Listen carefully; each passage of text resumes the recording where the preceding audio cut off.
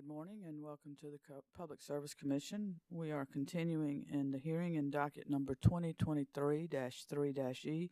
This docket concerns the annual review of base rates for fuel costs of Duke Energy Carolinas, LLC. Let's take a roll call of commissioners. Present in the hearing room, we have Commissioner Justin Williams, Vice Chair Powers, Commissioner Thomas, Commissioner Carol Lee Williams, Commissioner Caston, and Chair Belser. And with us virtually, we have Commissioner Irvin. Recognize Duke to continue the presentation of their case.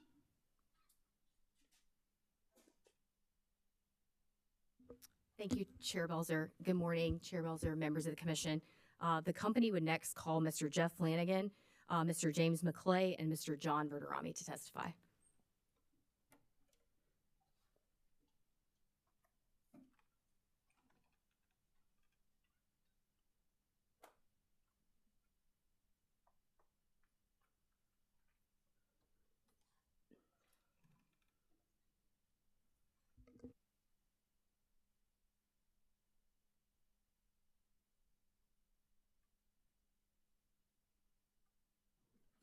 Gentlemen, if you'll put your placards where the court reporter can see it. She's the most important one to see who's talking. Madam Court Reporter, if you'd swear the witnesses, please. You could raise your right hands for me, please. In the testimony you're about to give, do you solemnly swear or affirm to tell the truth, the whole truth, and nothing but the truth, so help you God? Good morning, Mr. Flanagan. Would you please state your name for the record? I need you to turn that microphone on and speak into the microphone, please. Jeffrey Flanagan. By whom are you employed and in what capacity? I'm employed by Duke Energy Business Services, LLC, as the General Manager of Carolinas Dispatchable Generation, the West Zone. It includes Marshall Steam Station, Allen Steam Station, Asheville Combined Cycle, and W.S. Lee Combined Cycle.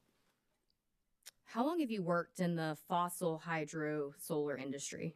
Approximately 22 years. What's your educational background?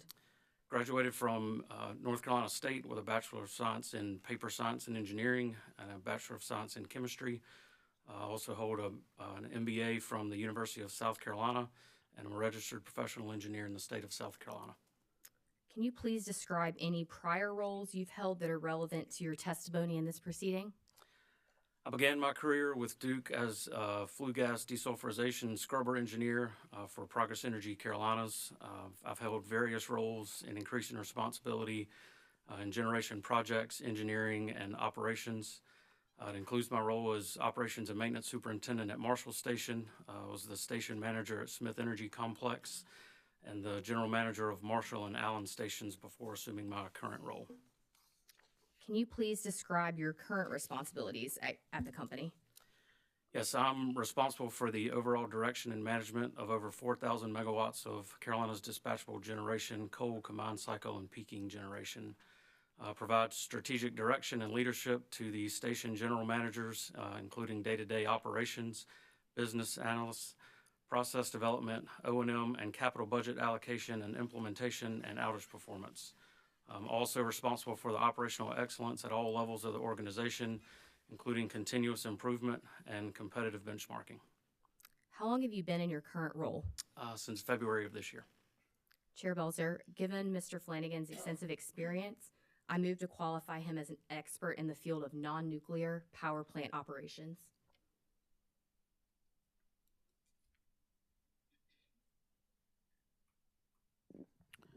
Any questions or voir dire from the parties as to the witnesses' qualifications?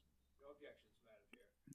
Hearing none, we will accept Mr. Flanagan as an expert in non-nuclear power plant operations. Thank you, Chair Belser.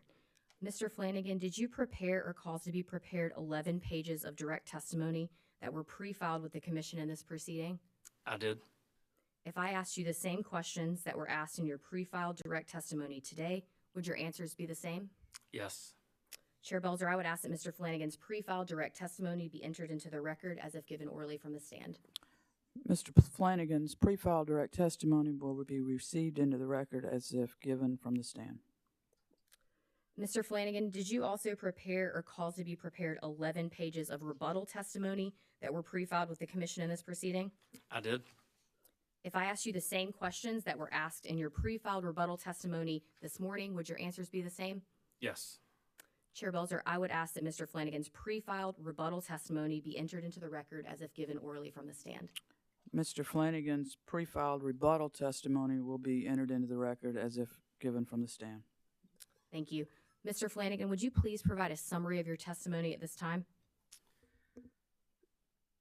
The purpose of my direct testimony is to describe DEC's non-nuclear generation portfolio and the changes made since the 2002 fuel cost recovery proceeding, discuss the performance of DEC's non-nuclear generation facilities during the review period of June 1st, 2022 through May 31st, 2023, provide information on significant non-nuclear outages that occurred during the review period, and discuss the company's environmental compliance efforts.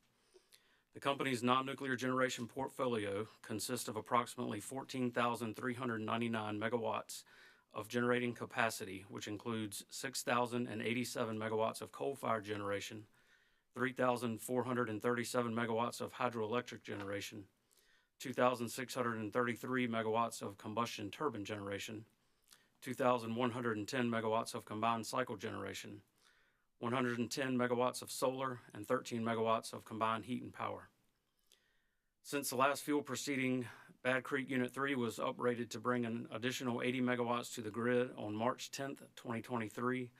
Lee combined cycle had a slight decrease of summer capacity, with each of the two combustion turbine units decreasing 3 megawatts for a total decrease of 6 megawatts on the combined cycle power block.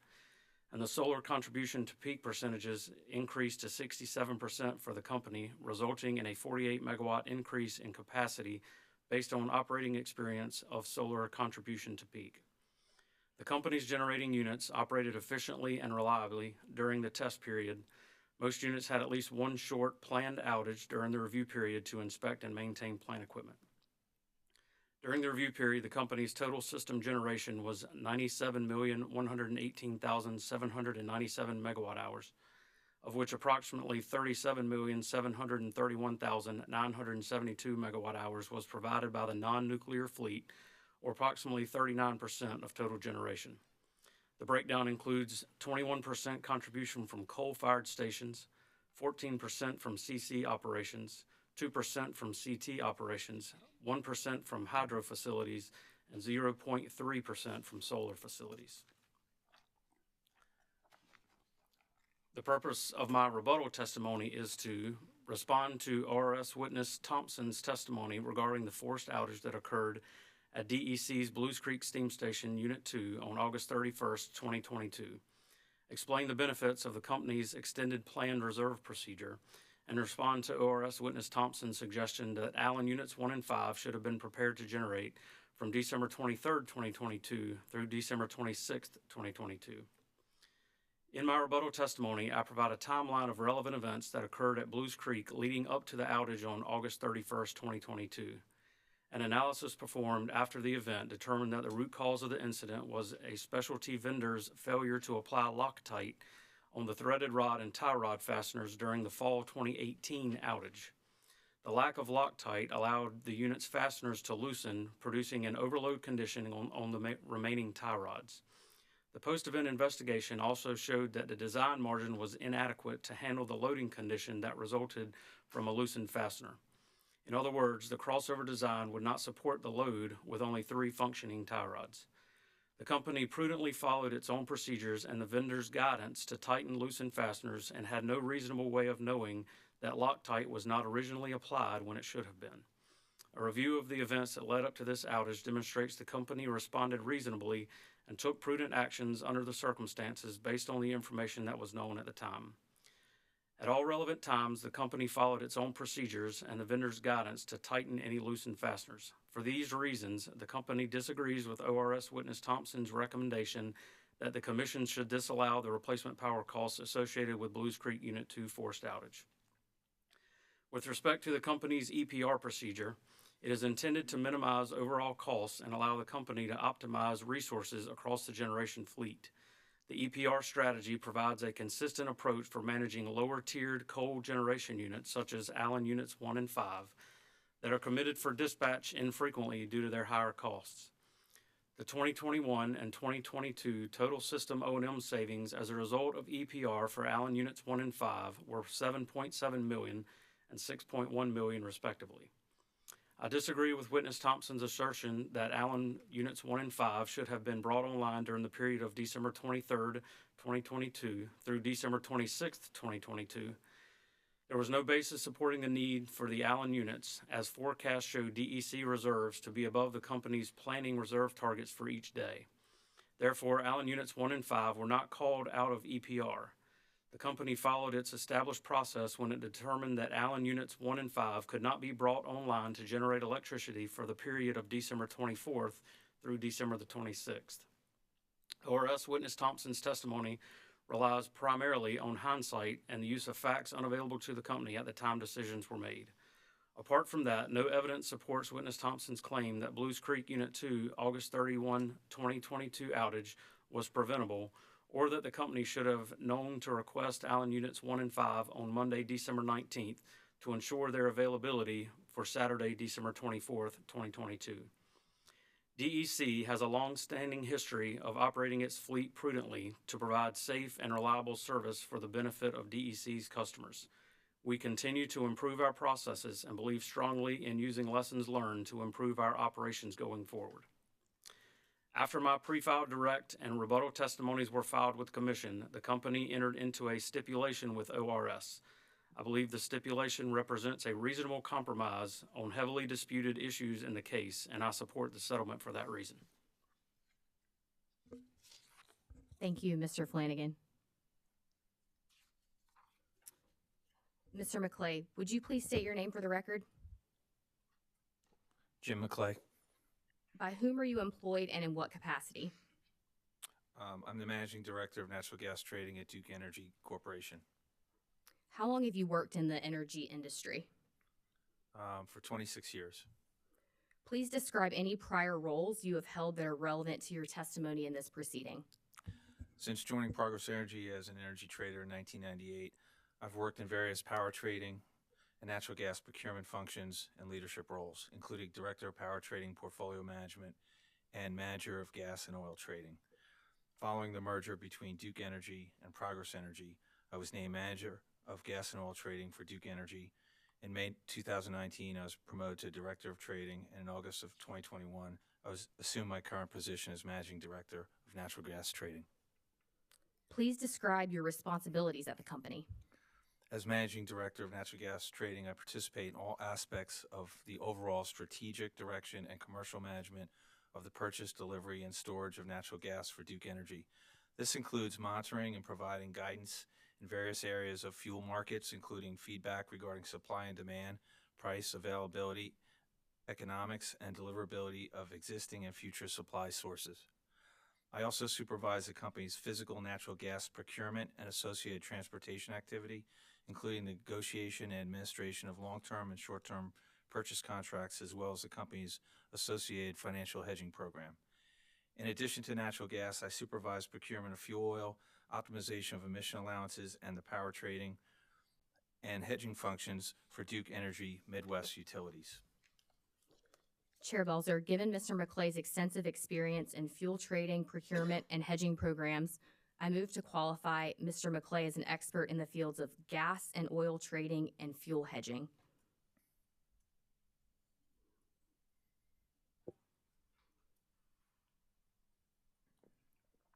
Parties, are there any questions or voir dire regarding the witness's qualifications as an expert in gas and oil trading and fuel hedging? No questions, Madam Chair. Hearing no objection, the Commission will accept Mr. McClay as an expert in gas and oil trading and fuel hedging. Thank you, Chair Belzer. Mr. McClay, did you prepare, cause to be prepared, 8 pages of direct testimony that were pre-filed with the Commission in this proceeding? I did. If I asked you the same questions that were asked in your pre-filed direct testimony today, would your answers be the same? Yes. Chair Belzer, I would ask that Mr. McClay's pre-filed direct testimony be entered into the record as if given orally from the stand. Mr. McClay's pre-filed direct testimony will be entered into the record as if testified to from the stand. Thank you. Mr. McClay, did you also prepare or cause to be prepared 2 exhibits that were attached to your pre-filed direct testimony? Yes. Do you have any changes to those exhibits at this time? No. Chair Belzer, I would ask that Mr. McClay's 2 pre-filed exhibits be entered as the next composite hearing exhibit. Mr. McClay's 2 exhibits with the notations McClay Exhibit 1 and McClay Exhibit 2 will be a composite exhibit marked for identification as Hearing Exhibit 9 and received into the record of this case. Thank you, Chair Belzer. Mr. McClay, would you please provide a summary of your direct testimony at this time? The purpose of my direct testimony is to describe DEC's fossil fuel purchasing practices, provide fossil fuel costs for the period June 1st, 2022 through May 31st, 2023, and describe projected changes forthcoming for the period of November 1, 2023 through October 31, 2024. DEC's average delivered cost of coal per ton for the review period was $113.49 per ton, compared to $80.53 per ton in the prior review period, representing an increase of approximately 41%. This includes an average transportation cost of $37.89 per ton in the review period, compared to $30.30 per ton in the prior review period, representing an increase of approximately 25%. The company's average cost of gas purchased for the review period was $6.49 per MMBTU as compared to $4.96 per MMBTU in the prior review period, representing an increase of 40%. The cost of gas is inclusive of gas supply, transportation, storage, and financial hedging. DEC's coal burn for the review period was 2.4 million tons compared to a coal burn of 4.4 million tons in the prior review period, representing a decrease of 45%. The company consumed approximately 263.7 million MMBTU of natural gas in the review period compared to 217 million MBTU in the prior review period, representing an increase of 21%. Changes in coal and natural gas burns were primarily driven by the relationship of coal commodity prices during 2022 and early 23 relative to natural gas prices in the same period.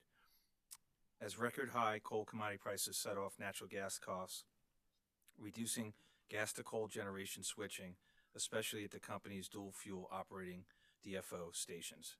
Based on the most recently completed forecast for use in this filing, which used market prices as of June 13th, 2023, DEC's projection for the billing period include approximately 4.8 million tons of coal and 230.9 million MBTU of natural gas consumed.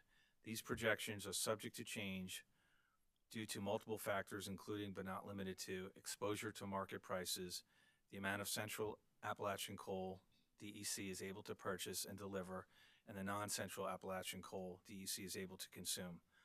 Changes in transportation rates, performance of contract deliveries by suppliers and railroads that may be missed, potential additional costs associated with suppliers' compliance with legal and statutory changes, changes in actual delivered fuel costs, and weather-driven demand. This concludes my direct testimony summary. Thank you, Mr. McClay. Good morning, Mr. Verderami. Good morning. Would you please state your name for the record? John Verderami. By whom are you employed and in what capacity? I am the Vice President of the Fuels and Systems Optimization for Duke Energy Corporation. How long have you worked in the energy industry? Approximately 20 years. What's your educational background? I have a Bachelor of Arts degree in Economics and a Master's in Business Administration and Finance. Please describe your responsibilities at the company.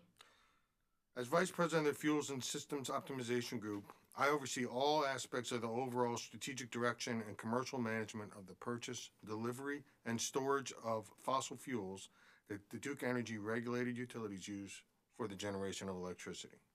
This includes monitoring and providing strategic guidance in the various areas of fuel markets, including feedback regarding supply and demand, price, quality,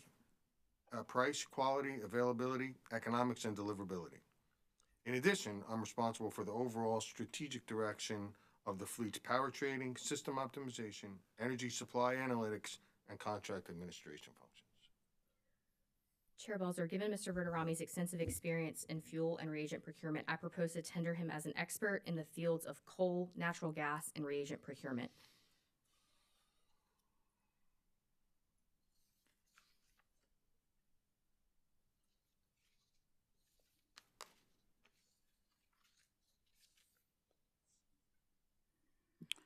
Parties, any questions of Wadir regarding the witness's qualifications in the field of coal, natural gas, and reagent procurement? No questions. Hearing no questions and no objection, Mr. Verderami will be accepted as an expert in the field of coal, natural gas, and reagent procurement. Thank you, Chair Balzer. Mr. Verderami, did you prepare, cause to be prepared 12 pages of direct testimony that were pre-filed with the commission in this proceeding? I did. If I asked you the same questions that were asked in your pre-filed direct testimony this morning, would your answers be the same? They would. Chair Balzer, I would ask that Mr. Verderami's pre-filed direct testimony be entered into the record as if given orally from the stand. Mr. Verderami's pre-filed direct testimony will be entered into the record as if testified to from the stand. Thank you. Mr. Verderami, did you also prepare, cause to be prepared 10 pages of rebuttal testimony that were pre-filed with the commission in this proceeding? I did. If I asked you the same questions that were asked in your pre-filed rebuttal testimony this morning, would your answers be the same? They would.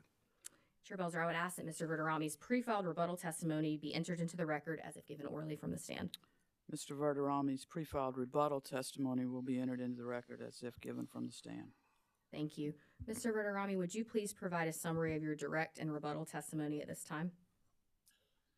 The purpose of my direct testimony is to describe the recently implemented enhancements to the company's optimized coal price input process and describe the latest trends in coal and natural gas market conditions, including trends that occurred during the period June 1, 2022 through May 31, 2023, the review period.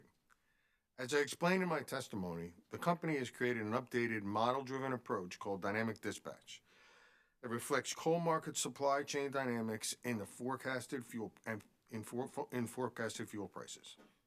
Dynamic dispatch will generate an optimized fuel price for unit commitment and dispatch that minimizes system costs over the near-term fuel planning horizon while integrating the forward-looking forecasted coal delivery plan and inventory balances into the current coal fuel price process for updating weekly prices used for unit commitment and dispatch. Company implemented in this optimized coal input price process effective May 15th, 2023. Coal markets continue to experience high volatility for a variety of reasons, and the coal supply chain experienced increasing challenges throughout 21 and 2022 as historically low utility stockpiles, combined with rapidly increasing demand for coal, both domestically and internationally, made procuring additional coal supply increasingly challenging. Coal producers were largely unable to respond to the rapid rise in demand due to capacity constraints from labor and resource shortages, which drove domestic and export coal prices to record levels and limited coal supply availability. The utility sector's declining demand for coal has also driven rail transportation providers to modify their business practices and models to be less dependent on coal-related transportation, and the company experienced increased delivery delays created by rail transportation shortages in 2022. With the threat of a potential rail strike averted in early December 22, DEP and DEC have seen delivery improvements by its rail transportation service providers. Natural gas prices were influenced by growth in export demand, stable production, lower than average storage inventory balances, and strong domestic demand. A host of factors kept upward pressure on gas prices into late 2022, but since early 2023, moderate weather, increasing inventory storage balances, and growing production have caused natural gas prices to sharply decline.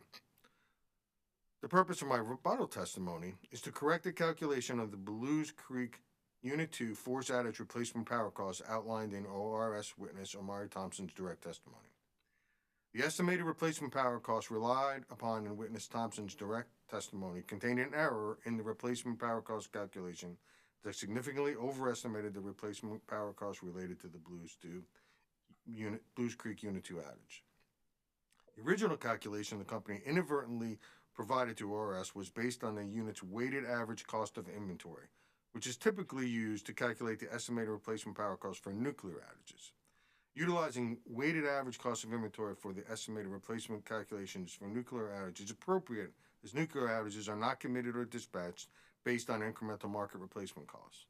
Because fossil generation units are committed and dispatched based on incremental market replacement costs, the correct and more accurate way to calculate estimated replacement power costs for those units is to use the incremental replacement dispatch costs in the calculation of the replacement power costs.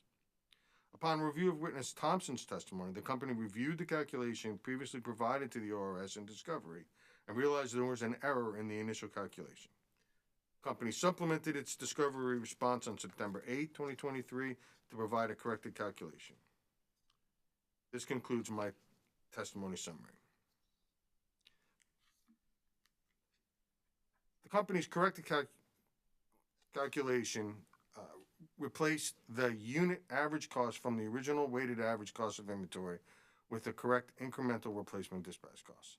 This correction aligns the economic unit commitment and dispatch methodology in the replacement power cost calculation with the economic unit commitment and dispatch methodology used to commit and dispatch the company's fossil generation fleet. The replacement power cost methodology used to calculate the replacement power cost for Allen Units 1 and 5, cited by ORS witness Thompson in his testimony, correctly used the incremental replacement dispatch cost methodology discussed above and is consistent with the corrected replacement cost calculation for the Blues Creek Unit 2 outage supplied in the company's supplemental response to the ORS. After my pre-filed direct and rebuttal testimonies were filed with the Commission, the company entered into a stipulation with ORS. The stipulation represents a reasonable compromise of heavily disputed issues in the case, and I support the settlement for that reason. Thank you, Mr. Verderami. Chair Belzer, members of the Commission, Mr. Flanagan, Mr. McClay, and Mr. Verderami are now available to answer any questions of Council or the Commission. Thank you, Ms. Brown. South Carolina Energy Users Committee. No questions, Madam Chair. Thank you, Mr. Elliott. South Carolina Coastal Conservation League and Southern Alliance for Clean Energy, you've now agreed to the stipulation, is that correct? That's correct. Thank you, Ms. Clancy. Commissioners, questions for this panel? Well, I'll start. Mr. Verderami, you went last, but I'm going to start with you. I just want to be clear here. You've indicated in your rebuttal testimony that the calculation used by OR witness Thompson was incorrect, but he used information that was provided by the company, did he not? Yes, ma'am. The company provided ORS with incorrect information. That's correct. Okay. I just want to be clear on that. Mr. Flanagan, I want to talk about Blues Creek a little bit. And this is where I'm not sure based on the testimony. This outage in August of, 2022? Was because there was a loosened nut on a rod somewhere, and it didn't have Loctite on it. And That's correct. And a work order was put in to correct it, but it failed. Is that kind of a basic correct. summary? Yes. Okay. And the company says that the vendor didn't use Loctite. And what I'm not sure about is when this assembly, I'm talking about, I think there was reference to an assembly. When this assembly is received or put together by the vendor and then received by the company, do the specifications require that Loctite be used on these nuts and connectors? Yes, there was vendor specifications. There was a drawing from the vendor, the specialty vendor, that listed on the drawing that Loctite should be applied when it was reassembled. No, I'm talking about when it was originally obtained from the vendor. Is it supposed to have Loctite on those fasteners? The original purchase at the startup date of the... Well, I think there was testimony about a prior outage, okay? Yeah. In what, October 2019? Yes. Where there was a loose fastener and something wrong with one of the rods? Yes. Is that correct? I can go over little timeline if that helps. Well, and that was fine, but if we're going to blame, if Duke's going to blame the vendor, I want to know when that assembly comes, is there a specification that it have Loctite, or when there is an issue after the fact that Loctite is to be applied? Yes, That's so what I'm getting at. correct. Yes. So in 2018, when the crossover was shipped to the specialty vendor, and the actual project was to replace the expansion joint, you have to disassemble the crossover and reassemble. The specialty vendor has a drawing that shows in their packet that applying Loctite is one of the specifications that should have been completed in 2018 for that project. Okay, and that was not done. That's what the root cause found. That's correct. Well, is there any checklist or review that is done? I'm not asking that the piece be taken apart, but is there some sort of checklist that the vendor has to provide saying we did this and we did this and we did this, so that Duke knows that the piece is made as it's required to be? So there is tracking for certain steps along the way.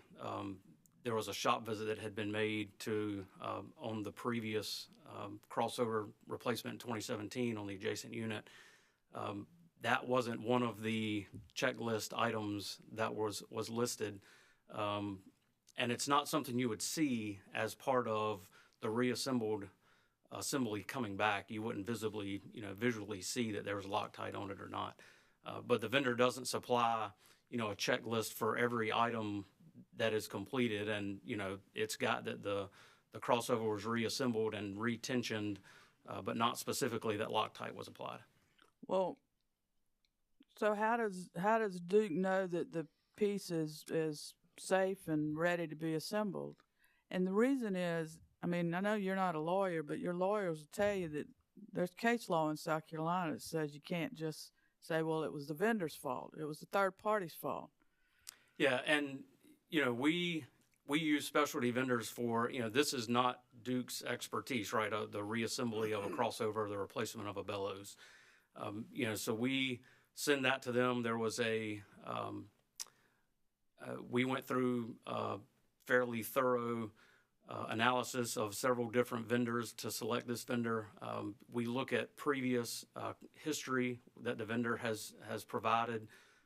We have experience with the vendor. They had also done other crossover bellows replacements for the company.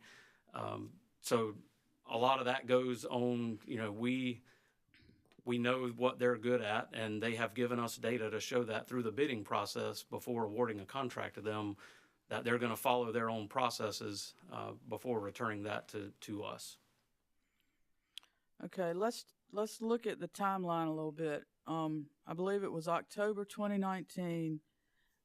There was a loosened fastener, and Duke contacted the vendor, that's and correct. they said use Loctite and gave instructions on how Duke personnel could make that repair. That's correct. So once the loose nut was found, we contacted the vendor, and they gave us guidance on how to reapply and to put Loctite on it prior to reassembly. And then there was an outage that followed soon after.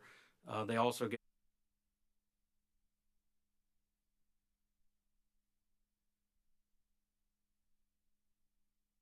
So that's in 2019. In August 2022, somebody notices a loosened nut, and they put a work order in to repair it at the next downtime. Yes, and so why would you not contact the vendor and follow the same procedure from 2019? And so we were.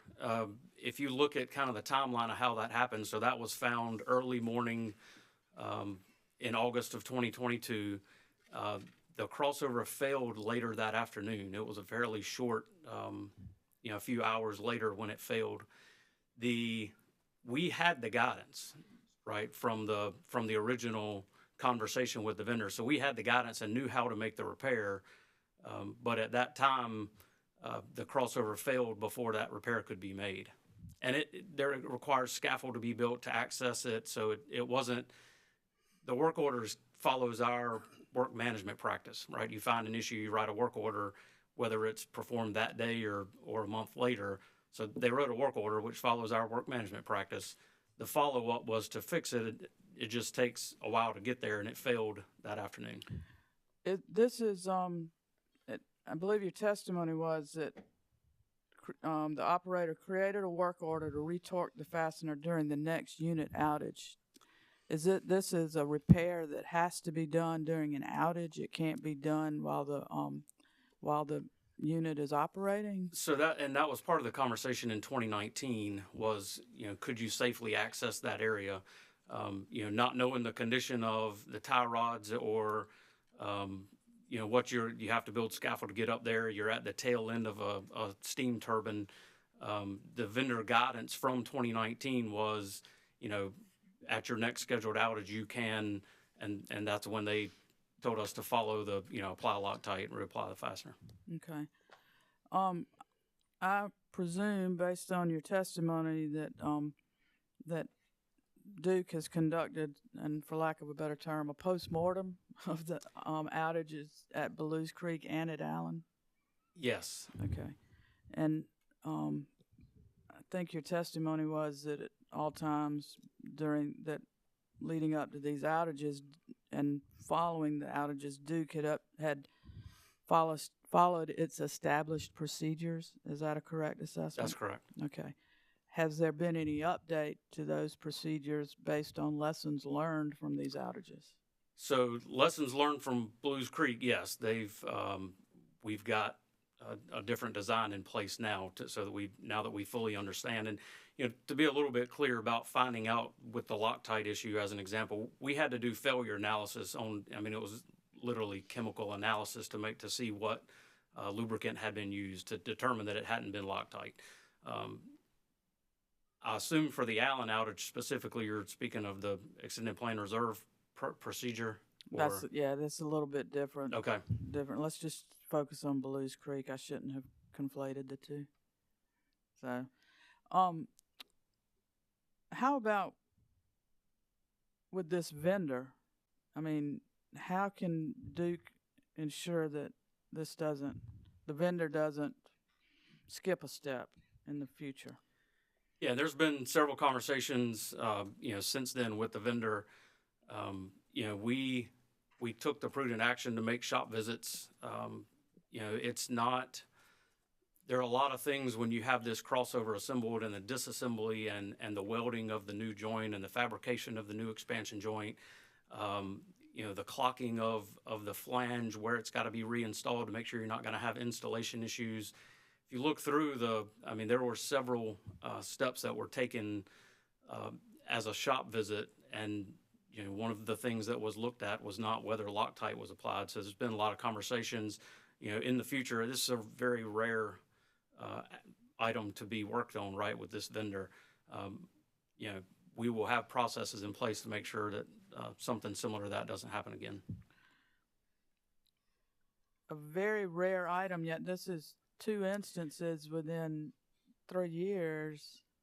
The crossover, I'm just the general rebuild and replacement of a crossover bellows. That's not something that happens frequently. Yeah. Okay, and I appreciate your responses. I don't know all the pieces and parts of a generating unit like this. I know that you have to look after safety of your employees. I'm not discounting that. I'm just the limited amount I've got from the testimony. That's where my questions are coming from. Yeah, so understand. And okay.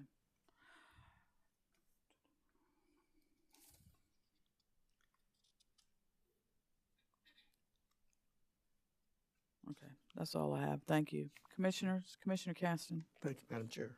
Good morning, gentlemen. Mr. Flanagan, since you're on a roll. Keep my mic on.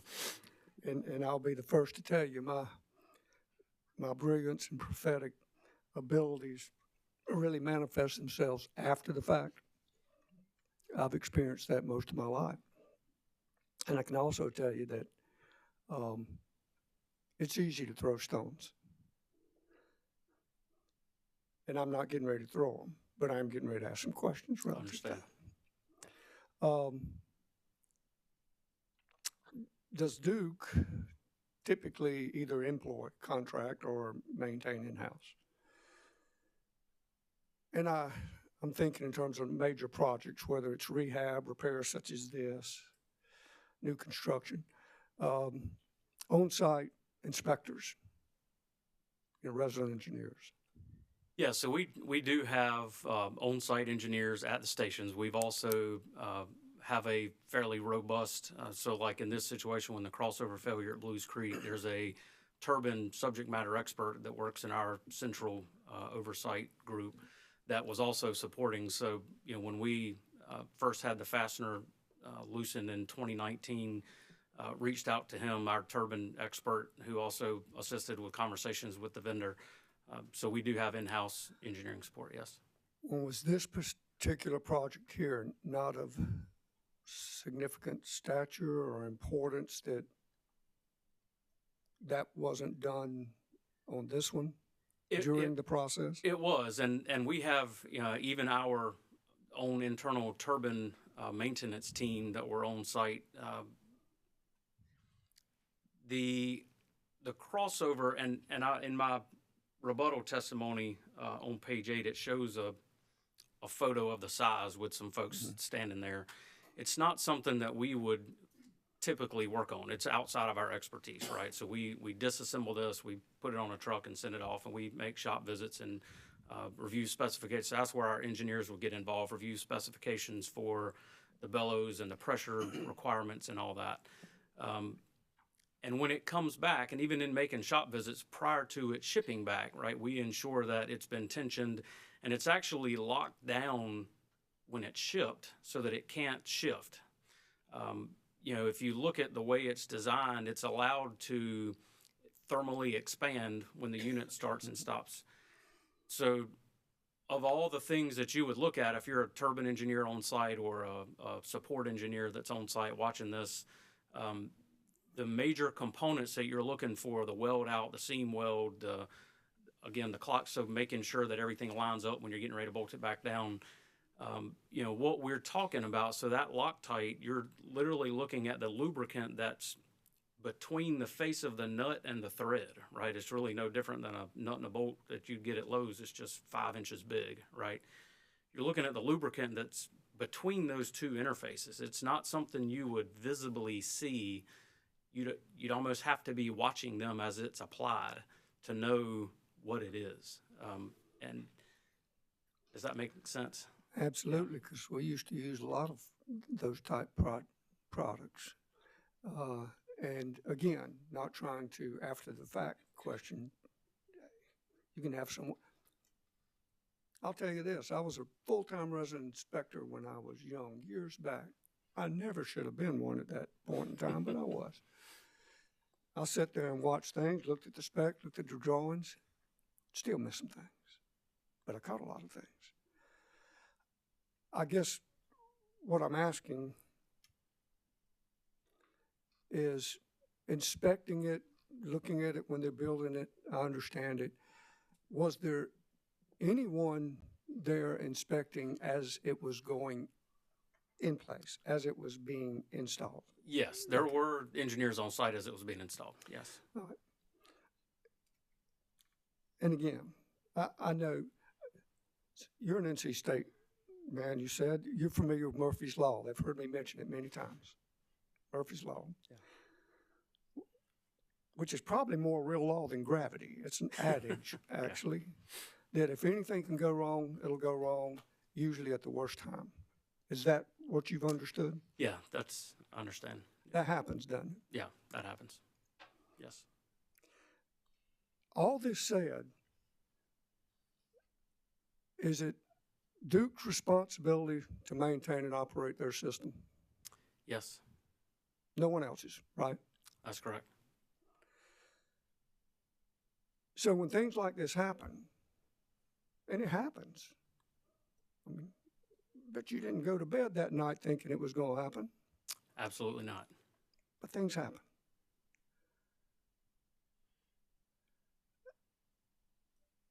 And when it happens, we got to fix it. It's cost involved. Somebody's got to pay for it. And it always seems to be the customer that pays for it. Is that a fair statement? I don't know that I can get into the finance side. My responsibility is to get it fixed and Did you put have back to in pay for it? service. I don't know. Possibly, No, yes. You would know if you Yes, paid for it or that's not. right. My point being is bad things do happen, unplanned mistakes. Whether it was the vendor didn't do his part or what, it doesn't really matter. Bad things happen. Somebody had to pay for it. I experienced the same thing in my former position. And there were many times it was somebody else's fault. It really was. But we never passed that on. Because customers are ultimately counting on Duke to fix stuff, keep it running, and not charge them any more than necessary. Is that a fair statement? That's fair. Relative to this vendor that didn't do whatever they were supposed to do, was there any thought, or did Duke, if they had done their job, this would not have happened? Is that correct? That's correct. So the vendor didn't do their job, so the customers got to pay for the vendor not doing their job because of the cost that Duke experienced. Is that correct? I understand where you're going, yes. Is it a true statement? The way I understand it, yes. Yeah. And this is a loaded question, I know, but does that sound fair to you? Yeah, I don't know that I can get into fairness. I should not ask that Yeah. question. It doesn't sound fair to me. How's I that? understand. Did Duke consider going to that vendor and say, you know what, this screwed up, this cost a lot of money, even after the fact and years later, we don't want the customer to pay for this, we want you to. Has Duke considered that or done that? So we did go back and look, following the event at warranty terms. So, we had a 1-year warranty on the parts and service. If you look at the standard terms and conditions that were associated with the contract that was issued to them, ultimately we can't hold folks responsible for replacement power costs. We would never be able to sign a contract. Nobody would ever allow that. But if you look at the materiality threshold for what was actually replaced, it was a very labor-intensive project. What was out of warranty, because it had been more than a year, was very small dollars, like $30,000 per expansion joint. And there were some other issues with that as well. The tie rods, as an example, were original to the station in 1970. So, that was, the disassembly and reassembly was the vendor was responsible for, but the ultimate tie rod failure and what was found through the analysis during the root cause was that the design margin really wasn't there from 1970 based on a fastener being loose. It's hard to hold them responsible for something they had a piece of and not the whole picture, right? If that makes sense. It does. Yeah. I understand that.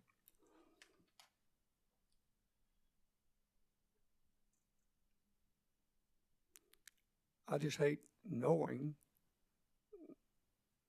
and I get it, it happens, but I just hate knowing that customers have to pay for stuff that they had nothing to do with. But going forward, and I think Chair Belcher was asking this too, and I'm not trying to put words in her mouth, is as Duke learns things, and I learn a lot from my failures, boatload. As Duke learns, or first of all, does Duke learn from these very, things? very much so, yes.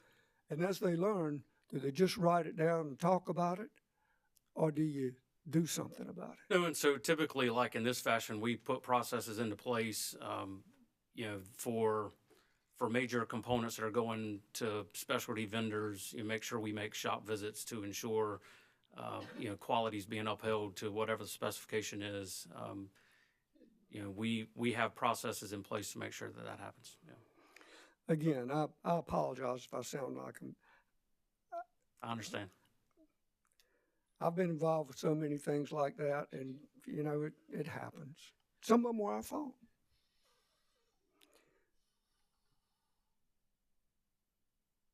But the bottom line is, the customer's not only relying on ORS and folks like us, but you guys, to help them not pay any more than they need to pay. Is that fair? That's fair. Yes. And relative to can you answer questions on the stipulation? I'm sure I can.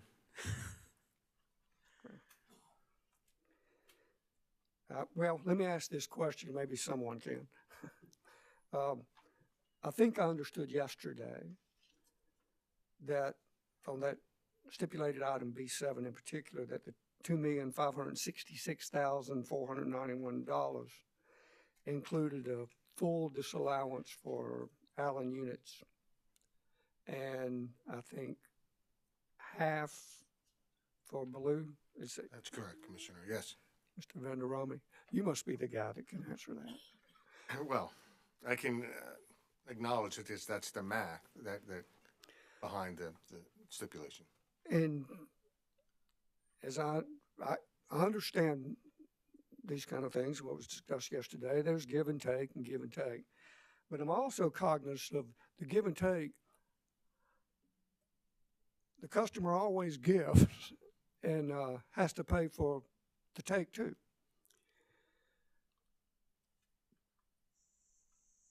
So when I think about this, and I really do get it. But I also think, when I think about the size of budgets, the size of numbers, and then I look at how it's almost like we strained for a gnat and swallowed the camel, I think it goes, that we want to fight to make sure that customer pays that $1 or $2 million more. And I got to be honest, that kind of bothers me a little bit.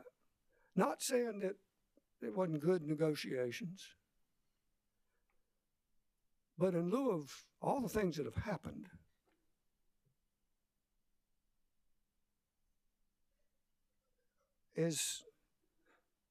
well, let me ask this. That's not fair.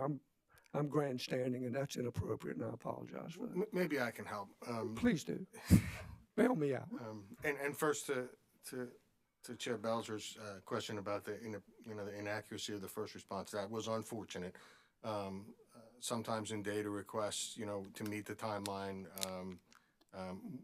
we make errors, but that doesn't, I think, change the real cost to customers, the replacement power cost. So apologies for that. But to the settlement and what looks like a negotiation, and it is a negotiation, I agree. But the way I get comfortable with it is, I think there's a principled way to get to that same number, that 1.7 or 8 million of the Blues replacement power costs, and I think it speaks to the difference between the ORS's first calculation that included all the excluded all the negative or uneconomic dispatch of Blues during the period under review. And so, as I reviewed the data, to me, there's an appropriateness to some of that uneconomic dispatch. I mean, it's the $2.5 million number just doesn't accurately represent the true cost to customers that would have flown through fuel. I mean, it's a hypothetical, right? But a hypothetical still needs to be grounded in some reality. And the reality is the Blues unit would have run for a certain period of time. When I look at the minimum period that the unit would have been dispatched economically, that the hours of that offset the replacement power costs are just a reality of how the unit would have run and the actual fuel that would have gone through the fuel clause if that hypothetical was a reality. And so that number is very close to the 1.7 million. That's why I'm comfortable with that. So it's a negotiation, yes, but I think it's grounded in principle. Yes, ma'am. And Mr. Verderami, I don't mean to make a big deal about the mistake of giving the wrong number, but I reckon it's just the way it was presented. I understand that data requests and interrogatories, that there are a lot of them, and there are a lot of people having to respond to them, and that there's sometimes short time to get those things responded to. So I understand the mistake. I would just rather it been very clear saying, we sent the wrong information. It should have been this. There just seemed to be a lot of runaround in the testimony trying to say, we all make mistakes. Goodness knows I make more than my share every day. But I just have to take ownership and say, I was wrong. It should have been this. And if that didn't come through, and I thought that came through in our response on the 28th. It just seemed to kind of be a little bit of a runaround, or the way I read it, and that's on me if I read it incorrectly. So that's all I'm saying. We sent the wrong info. It should have been this. It was ununintentional, and that was that runaround. That's appearance was unintentional. That's why my question was. I mean, it was like we're trying to say, well, ORS used the wrong info. Well, we gave them the wrong info. And that's exactly right. But I think that ORS also, I think they've subsequently agreed why that information was incorrect. I would agree with that. So that's why I asked the question. So I appreciate it when people just take responsibility, because we all make mistakes. None of us are perfect. But anyway, thank you for the explanation. I appreciate it. Thank you. And there might be a sermon there somewhere, which I won't preach, but that was very good. I've told my children and grandchildren, when they say the awful text I sent, I didn't mean it awful. If you could have saw my face, you would have thought I meant it well. You saw my face when I saw what it was. Somebody got to the woodshed on that one. I'll tell you that. It does. And relative to dispatching, are there scenarios where the company would run units even though the economic dispatch model shows that that unit may be more expensive? Are there scenarios where that may happen? Generally not, Commissioner Casson. Sometimes for testing, right, the unit may run out of economics, but even for reliability, the units are always dispatched. In the total, right, of their run, they would be economic. There may be periods of a couple days, and that's kind of what you saw with Blues. I mean, there were periods where the unit was only economic for a handful of hours, right? But you keep the unit online because the cost of cycling the unit and the risk of cycling the unit outweighs the cost to customers from a reliability perspective and a cost perspective. So what I think I'm hearing is, generally speaking, there is an economic dispatch. It's not always the least cost, but over the course of the time, it should be. And whether that's purchasing power, that's the hierarchy that.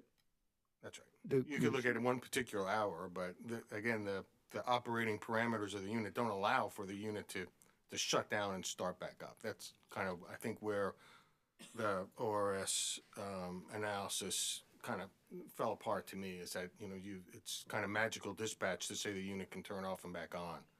So we have to have some reality. I appreciate it. And again, gentlemen, I apologize if I came across as lecturing, whatever. It wasn't my intent. But having experienced this, and I agree with Chair Belcher, after having read some of the things, when you read it, it's like, I can't see your face. I can't see your expression, or you can't see mine. And I do think there's lesson to be learned from all. That adversarial positions usually don't work to the best of anyone, but especially the customer. So I appreciate the efforts that all of you guys put in coming together. Thank you for that. No more questions. Thank you, Commissioner. Vice Chair Powers. Thank you, Madam Chair. Good morning, gentlemen. Good morning. Mr. McClay, may I ask you a hypothetical question? Sure. You're in charge of natural gas purchase. If you knew that natural gas was going to be more expensive in the future, if you knew that, and if you knew there were a chance that the supply may not even be available, and you had adequate storage and the ability to do so, would it not be in the ratepayer's best interest to go ahead and buy it at a cheaper price? Well, you're right. It is hypothetical, and I don't have that knowledge. But if I had some sort of advantage, I guess, that's we don't. I'll just say that the purpose of procurement and hedging is not to guess, right? And even though we think we have all the facts, you never do. And we don't trade; we just hedge. So, we try to protect the company and the customers, obviously, from spikes.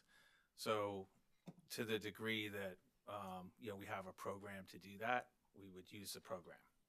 Okay, well, hypothetically, if you had a program, I'm not talking about hedging. I'm just talking about it's there. You know it's going to go up. You got a place to put it. Why would you not buy it? Does that make sense?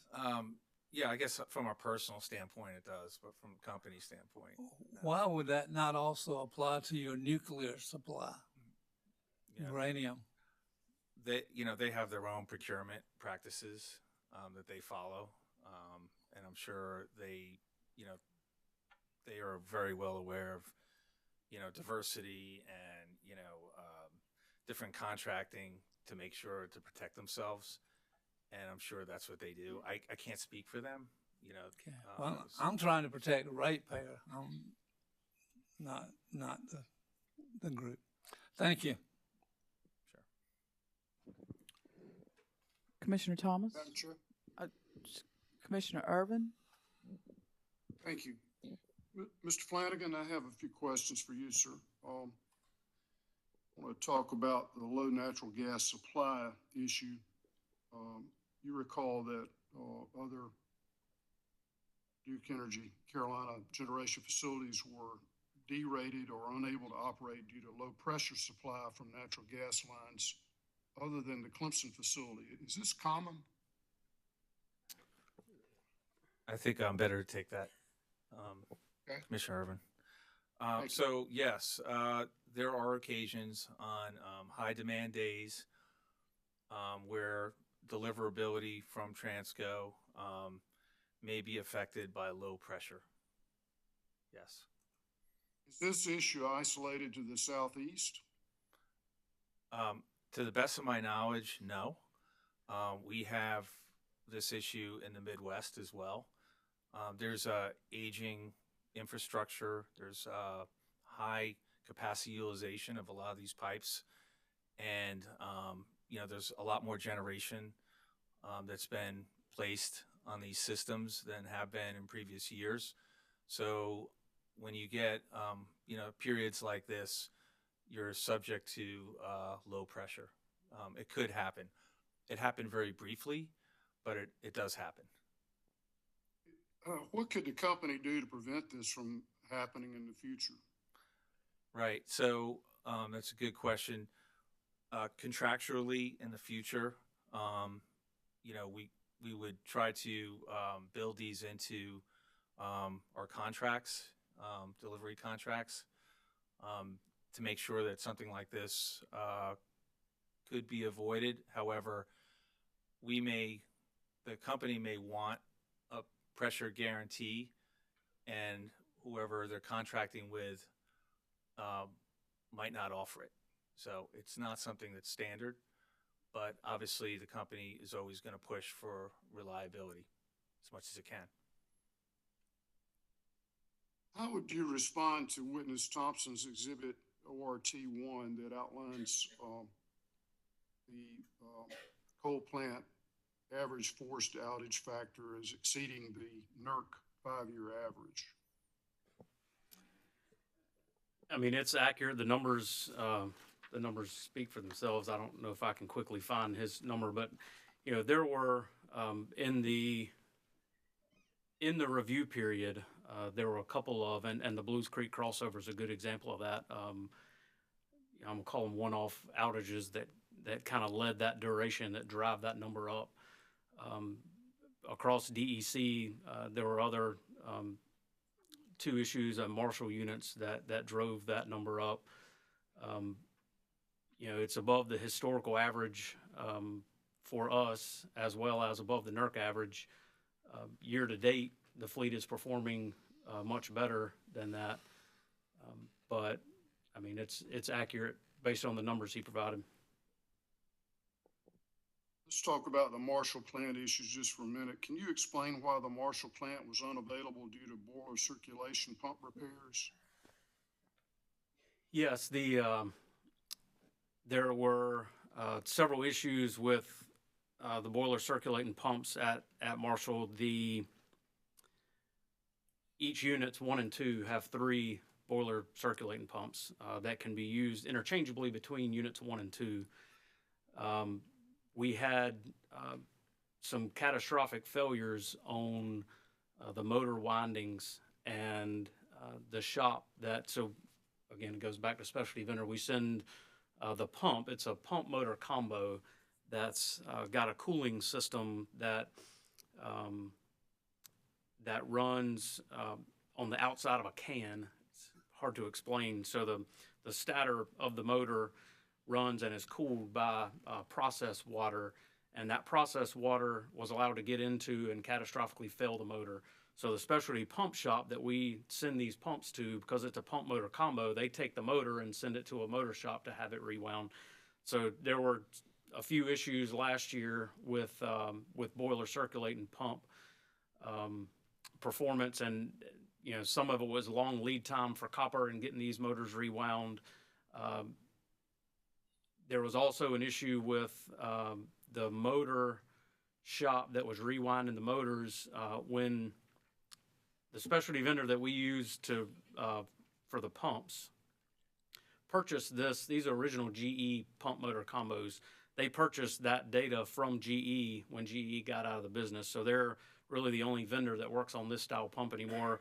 There are very few of these left in the U.S. in operation. And let me stop you go right ahead. there if I can. If there are very few in operation, why not have critical spare pumps on site in the event this should reoccur? Yeah, so we do have a spare on site, and the issue was we had 2 failures, and it requires 3 in service to start the unit up. You can't start up. If you lose one when the unit's in service, you can continue operating, but you can't start up a unit with only 2. But we do have a spare on site.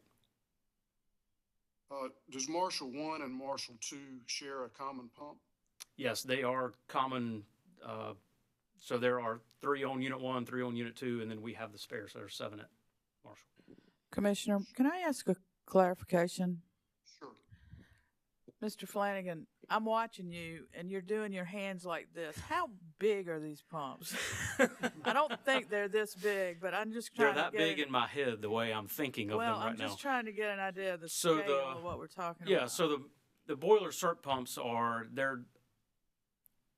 it's hard to explain in that you're really talking more motor than you are pump. So the motor is about 5 feet tall.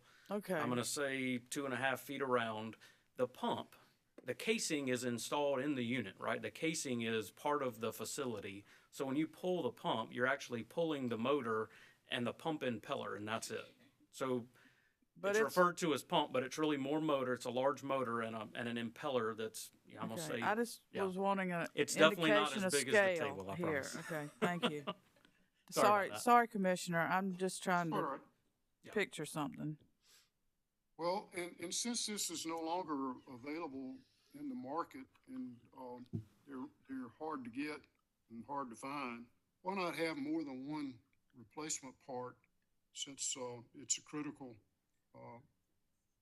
Yeah, and we've actually reached out to the specialty vendor that works on these to look to see, has there been a retired coal unit somewhere that we could purchase one? Right now, there's none available that we can find. we are strategically going through them and having them rebuilt during outages, and are pretty close to done now. I think maybe one on Unit 2 has still got to be completed, but we're going through and systematically having them rebuilt to get them back up to, but it's not something you can buy new. They're not manufactured anymore. And that's the reason I think that it's reasonable and prudent to have more than one spare part since they're not available. So I'm glad you're working on it. Do you have any update on your success in finding? We have not found a spare. You know, part of the issue with the motor rewind is procuring copper and having the motor rewound for that, and the specifications that go along with the motor. But our supply chain group's working on that as well. Let's talk about Dan River plant issues for a moment. You're familiar with the Dan River combined cycle unit 9 that failed to operate during Winter Storm Elliott, correct? Yes, that's correct. Was the plant not able to utilize the vendor resources for repairs, repairing the position switch for the compressor or the bypass blow-off valve? Are you speaking to the Christmas Eve outage, or is this a different? I thought that this was a part of the issue with Dan River's failure. Did that occur during Winter Storm? Yeah, the Winter Storm. Okay. Yes, I was just making sure. So the issue at Dan River, there's a couple things that were found following that. The heat trace tape, so the heat tracing goes along the piping and is, this fed a current to keep it heated up so it won't freeze. Wasn't designed for the operating temperature, so we have to blow those transmitters down frequently. You get magnetite built up in the transmitter, so you basically open a small vent that blows down that transmitter to keep it accurate.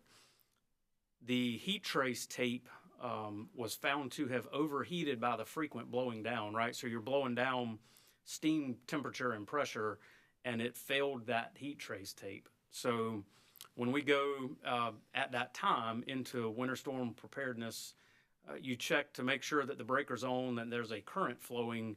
And what we did not know was that as the heat trace tape approached the transmitter, it had failed. So the circuit was on, but the heat trace tape at the transmitter wasn't functioning. Have you implemented any kind of inspections for heat tape failure going forward? Yeah, so we actually have projects in place that are ongoing this year as part of our internal Winter Storm Elliott findings to really replace the systems with a different system design and for what that system's seeing with the blowdown temperatures. We prioritize the units based on their risk. So the outdoor units were the priority. That would be this year, Buck and Dan River, and then the W.S. Lee down here in South Carolina, as well as Smith Energy Complex, which is DEP, and Roxborough and Mayo. The three projects for this year are at W.S. Lee, Buck, and Dan River. We have done inspection this year at Roxborough and Smith for projects for next year. But looking at risk and what we know with system design temperatures, the three that we felt like had to be done this year were the three combined cycles. Let's talk about Blues Creek for a moment. You're familiar with the Blues Creek Unit 1 that was derated during Winter Storm Elliott? Yes. Do you recall what power plant technicians identified was the root cause of the high vibration caused the unit to fail? Yes. I don't know that I've got that one specific in my notes because it was prior to. I can verify and look that up. I know they were carrying a 125 megawatt D rate. And I can't off the top of my head remember it right now. I don't think it's in my notes.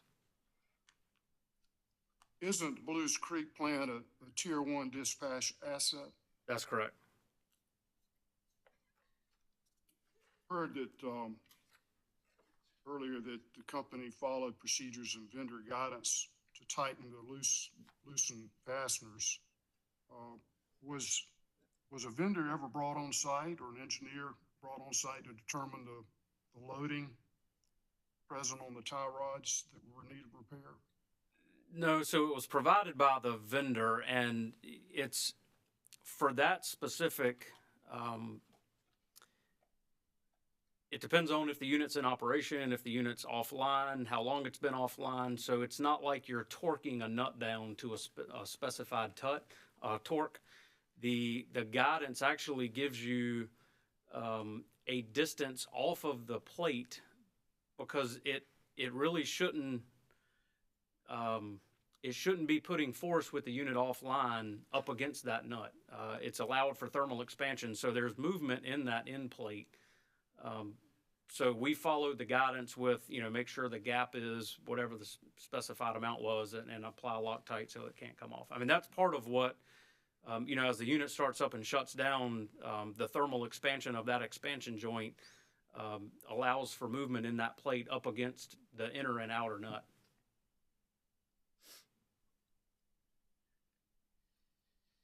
Could that incident have resulted in danger to your employees if they were present during the operation?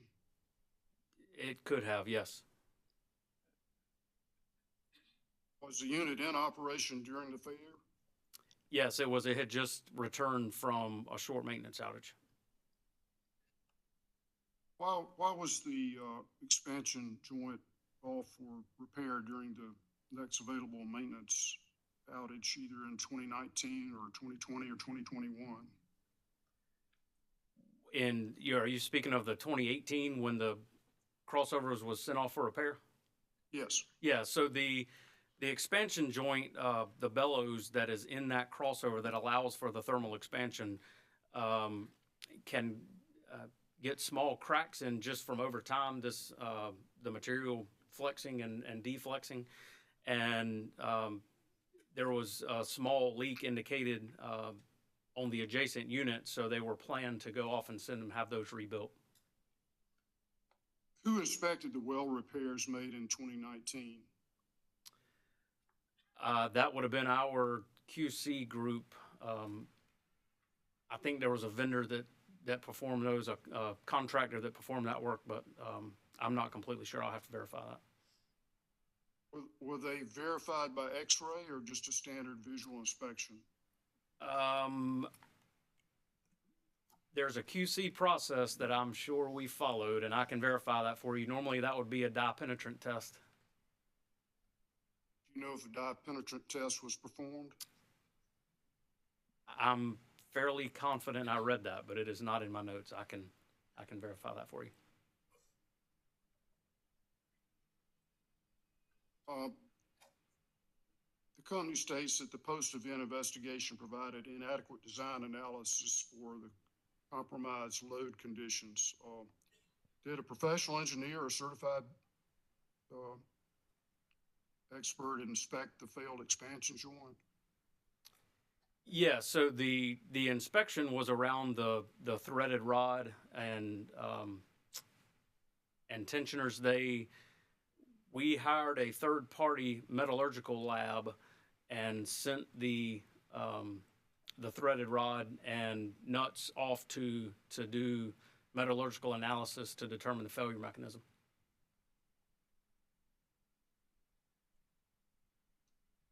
I believe, Mr. Flanagan, on page 10 of your rebuttal testimony, you state that, quote, the DEC Energy Control Center requested for the units, I believe the Allen units, to come out of EPR for the weekend, which was Saturday, December the 24th through Monday, December 26th.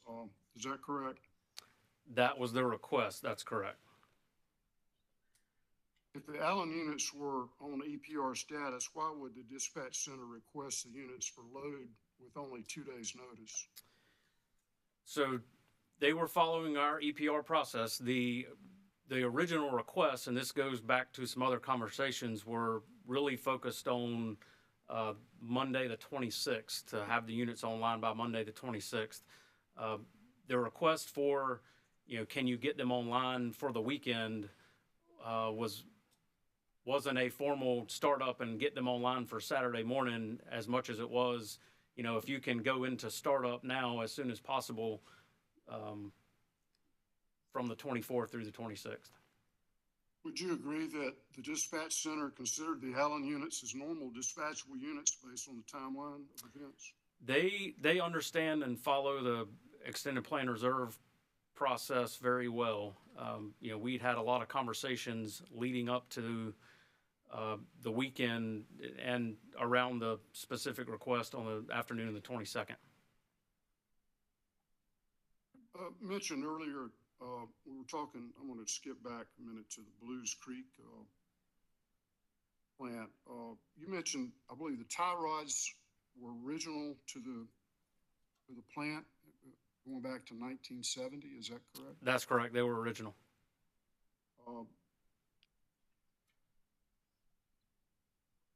Have you had any further problems with the tie rods? No, and there's obviously an updated design now since the failure. Unit 1's, which is, so after the event happened, one of the fleet assignments that we had was to immediately go out and look for other turbines that would have a similar design, and there were none other than the adjacent unit on Blues 1. The Blues 1 crossover had gone through the exact same rebuild with the exact same vendor in 2017, so 2 years prior to the Unit 2 rebuild. And when they were disassembling, they had to cut the nuts and tie rods in order to be able to disassemble it. Everything was locked on. So they ended up redesigning the tie rods for Unit 1. So when we did extend a condition after the Unit 2 failure, the Unit 1 had already been completed with a different design. Unit 2's was not, because the nuts came off. It was disassembled appropriately without having to fail the part in order to disassemble it.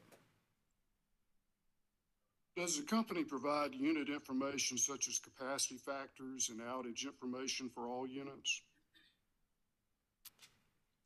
Yes. You speaking for the request, like the fuels hearing requests, or to ECC, right. or yes, we do. Right.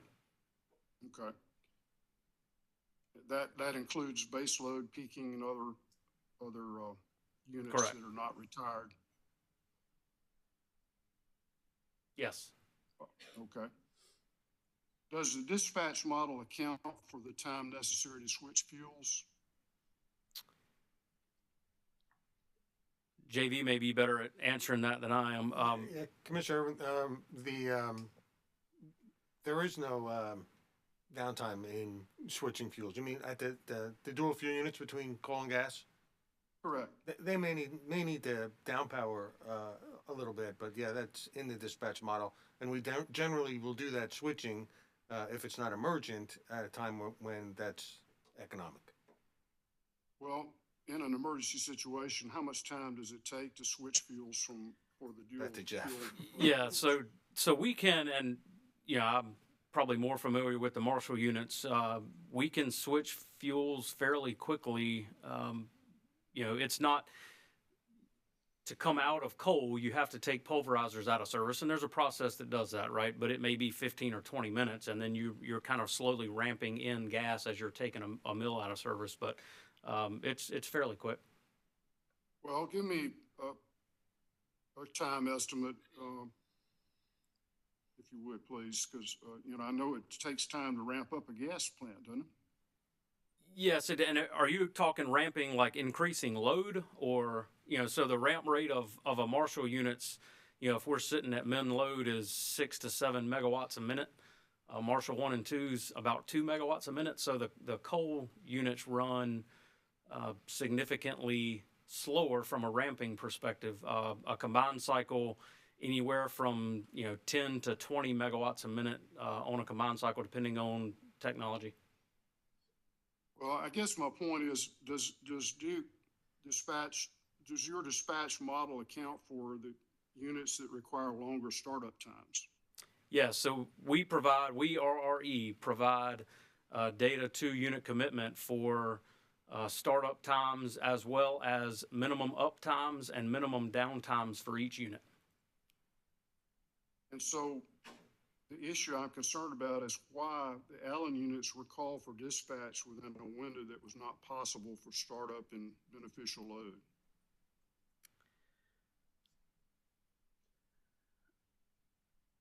So if I can answer that one, I think the ECC, I'm sure, recognized the 5-day limitation, but just as a matter of course, asked whether it was possible to advance that timeline given the cold we saw coming. And when it was not available, by when the unit was needed, then the unit was not called on. Right? So we called on the 22nd. It would not have been able to be online until the 27th. By that point, it wasn't required economically. So that's why it was never called. What lessons have been learned from all this these occurrences? What can you tell me briefly? What lessons have been learned? Yeah, I think specifically the extended plan reserve process has been changed. That provides a little more forward-looking with 7-day forecast, as well as out a little bit with. We have a grid risk assessment team. It's all stuff that came out of Winter Storm Elliott. So we start the conversations around the EPR units much sooner than we did previously, and enter almost what we considered a standby mode in the new procedure, where we start calling resources that are resource shared to other stations. We start calling them back and notifying them when they would need to be back, regardless of whether we're going to need to run or not. But it puts steps in place so that if they are needed, the turnaround's much shorter than 5 days. Well, I'm on like Commissioner Caston. I'm wondering why customers should have to bear the brunt of the event when clearly the company failed to properly plan and execute during the event known as Winter Storm Elliott. Why should the customers have to bear the brunt of all this? So, Commissioner, if I can answer that one, I think the EPR, and I won't defend EPR, I'll let Witness Flanagan do that, but there are savings, right, that come out of the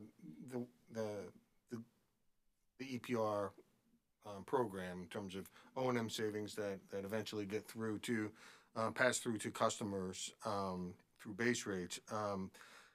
But I also say that the forecast did not indicate that the Allen units were required to meet the Winter Storm Elliott event. So we would have probably had to know by the 17th or the 19th rather, that the load was going to react the way it did, and we were going to need the Allens. So I don't think that there was poor planning. We operated according to the forecast that we had in hand. You had a 7-day forecast, did you not? Yes, and the 7-day forecast didn't indicate that Allens were economic or needed for reliability by the time it needed to be brought online. But you knew the storm was coming, and as I would hope that one of the lessons learned is to improve the forecast. What steps are being taken to enhance and supplement the weather forecast if 7 days is not enough, if you claim you didn't know it was coming? So there are many actions that we've taken after Winter Storm Elliott around weather forecasting, load forecasting particularly. I'll start with saying that the load forecast did not meet our expectations. That is clear. I would also say that I think it was not so much a weather forecast event as the load. It was the way the load reacted to to the weather, as well as the generation mismatch, right? For a number of reasons, whether it's generation that wasn't available or other generation that we needed to backstand, or the purchases that didn't show up. So there are many contributors there, but forecast specifically fell into four big buckets. The first of which, of course, is that we have spent and continue to spend time on improving the models, whether it's the models that we have direct control over, or the models that we purchased, the black box models. We've made another area is around, and Mr. Flanagan referred to it, awareness within the organization around events, and I'll speak to those in a minute. And then we've put metrics in place that will help us improve the load forecast over time, and we spent a lot of time but understanding the customer profiles and how customers' load is changing, and what we can do better around that. But I think the takeaway is these are very complex models, and we've done a good amount of benchmarking. We've had lessons learned out of benchmarking with our Southeast Utility peers, as well as PJM, and while they're complex, they all suffer from the same Achilles heel, right? They rely on the collective history that they have at their disposal. So the reality was the conditions seen on Christmas Eve, which was a weekend Christmas Eve, did not fall into a scenario that any of the models had seen before. And our benchmarking shows that we all use the same, generally the same state-of-the-art models. They all fell into the same trap. Some had even worse outage or worse forecast error than ours did. But to be more specific, what we've done, the first thing we did was to train the models on the events of Christmas Eve, right? So add that to the collective knowledge. That was the first thing we did. We did that with, and there's, again, two big categories of models we have. We use 3 different models. Some we have access to the algorithms, others are black box, and so we've worked with the vendors to not only add this specific set of circumstances that happened on Christmas, but to try and define other parameters around the load that were unique to that event, like the how quickly the temperature dropped, how hard the wind was blowing, that kind of in the 12 hours before that kind of sucked all the heat out of customers' homes. And so we've done that. We've done extensive analysis around heat strip response as the load profile changes in the across our jurisdictions. We've added just more robustness to the models in terms of how they react in extreme conditions, cold conditions as well as hot conditions, how the load forecast is going to deal with a non-linear type of load. And that's really what we saw. This was the exceptional part of this event, was how the load reacted to the conditions it saw. As I said, we are also expanding the regression analysis so that it can, if the models encounter conditions they've not seen before, that it can create a view that had not seen before. All around this general concept of we have a load forecast, we have a weather forecast, they're going to change. The weather forecast changed through time. We saw as early as the 12th in the 10 to 15 day forecast that there was a storm, a front moving forward, right? But at that time, the temperatures looked like they were going to be in the 25 degrees kind of area, right? And so the load forecast kind of responded and showed a load that would be representative of that degrees. Through time, the weather, as the weather forecast changed, and all the weather forecasts changed, not just ours, those temperatures dropped, but really not until the 23rd did the weather forecast indicate that we were going to see temperatures that were in the single digits, and so the weather forecast was correct. All our effort going forward is going to be, well, not all our effort. Of course, we're always trying to make the forecast better, but be around improving that load forecast as well as introducing uncertainty and risk. So we recognize that the models are models. A model that will tell you the model's always wrong, and so I don't necessarily subscribe to that. But we've introduced in the daily planning horizon to look a view of what uncertainty might exist in both the forecast as well as the generation. And so that it's part of one of the triggers we're using for, Jeff mentioned the grid risk assessment team. We've put together a cross-functional team that comes together whenever in the 7-day window we see some type of situation that potentially threatens reliability, whether it's a holiday weekend, whether it's we're low on reserves in one of the jurisdictions, whether it's a particularly hot or cold day, and then that team meets, and if that reserve or threat can be resolved, then we move forward. If not, it gets escalated to a grid threat assessment team or a grid threat team, which is a much broader cross section of the organization up to the kind of highest the highest management in the enterprise. And so we formalized these programs, these meetings existed. We formalized them and made them part of how we do business every day. So more to come as we get better at load forecast, but it certainly was recognized as something that we are going to work on.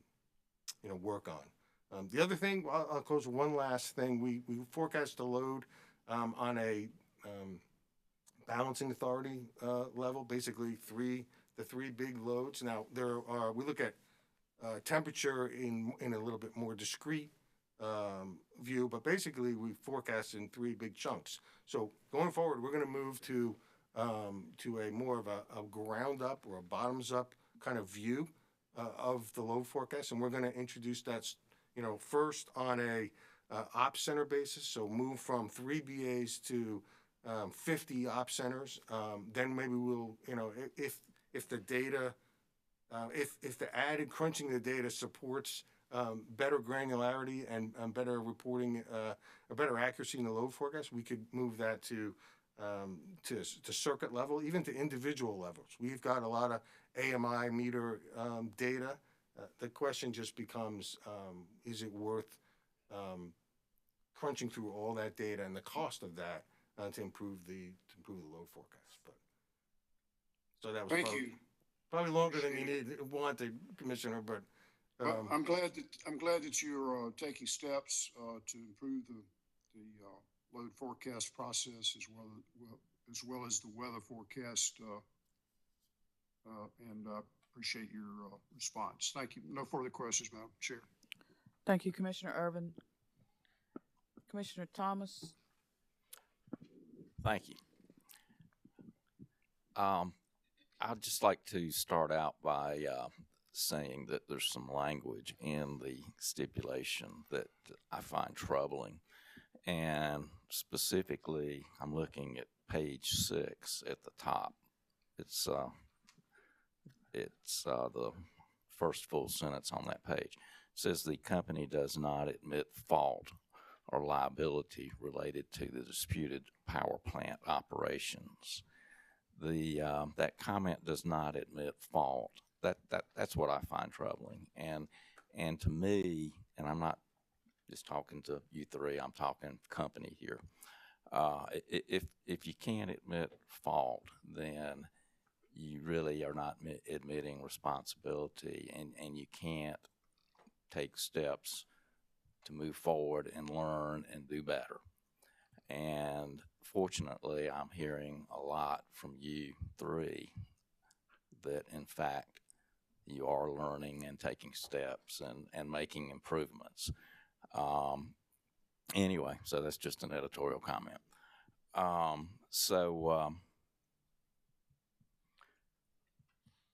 Let's go back to the Loctite for just one more minute. So, has the vendor contributed anything? I know it was out of warranty. I assume Duke's a pretty big customer of this vendor, and I believe I heard somebody say that there were others that could do this work. Have they offered or contributed anything? Financially, no. I mean, it's like I said, we went back through terms and conditions as well as the warranty and warranty period, and there's been nothing financial back at the vendor. Well, sounds like another learning experience to me when you're looking to do something like this again in the future. I think for us, the learning is an increased level of oversight to ensure that specifications are being followed through all steps, if that helps. Okay. So let's talk a little bit about coal plants. And so when you're looking at using a coal plant, are there like minimum run times that come into play? Yes, there are. So there's, and I mentioned earlier, so we publish 2 unit commitment to ECC, startup times, minimum up times, so that would be minimum run times, and then minimum down times. So if we were to come off and cycle, how long you would need to be off before we go back up.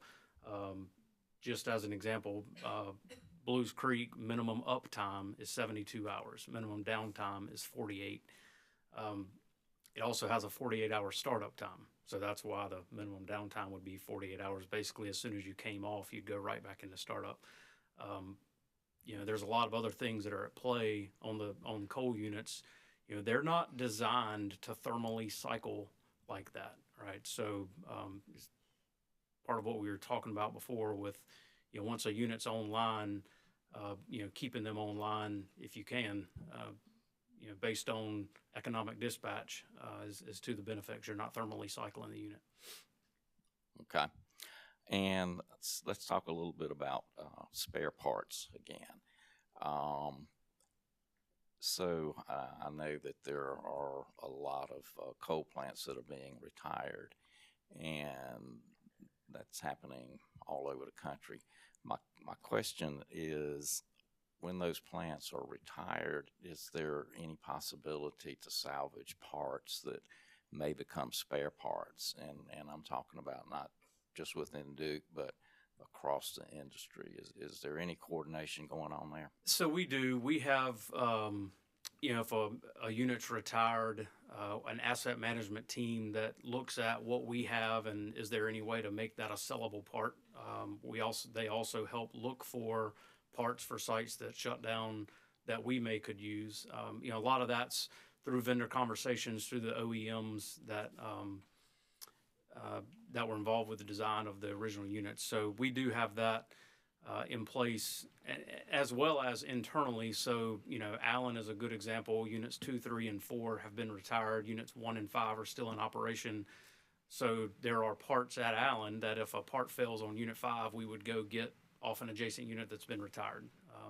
But it's also more fleet-wide than just, it's easy when it's at the same site, but it's also a fleet-wide look. Yeah. Okay. And not just fleet-wide. I think I heard you say that. Externally as well. Yeah. Okay. So let's talk a little bit about natural gas. I know there was mention of the Clemson unit and not enough pressure, and I have a thought, an idea, and so I know there's LNG, and LNG is probably not a practical thing to have on site at most, probably nowhere, at no plant. But another thought that I had is compressed natural gas. And I don't even know enough to ask a good question, but my point is that, you know, when I'm driving down the highway, I'll see a 18-wheeler go by and it's got a tank on it, and the tank looks like it could hold compressed natural gas. It looks like it could be stacked on a container ship, and I would imagine the same is true for rail cars. I don't see that, but I do see that on the highway. And so my question is, does it make any sense to think about something like that, having compressed natural gas on site? Does anybody ever? So I'll take that one, Commissioner Thomas. So it's insightful, right?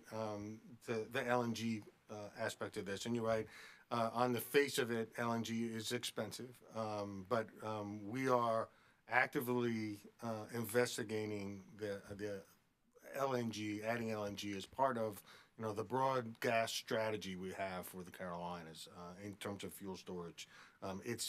While it may be more expensive right now, we feel it could fit in this fuel storage space as opposed to diesel. So diesel would be the other, on-site diesel would be the other kind of more conventional approach to on-site storage. The compressed natural gas, I think it becomes a question of volume and more than anything else.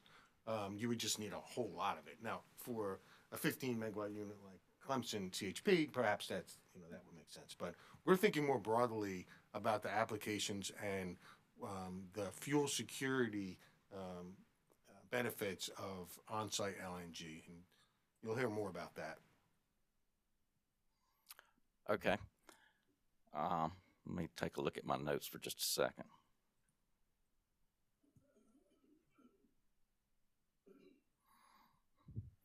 I think that's it. Thank you. Commissioners, Follow-up question. do you have many? We're about in need of a break. I think these gentlemen are needing a break too in the court part. I mean, can we break and follow up? Oh, yeah, just okay. 2 questions. Yes, ma'am. Why don't we come back after that? Let's take a quick break. My clock is showing 11:19 by Verizon standards, so let's come back at 11:35, please. That gives us about 15 minutes. Thank you.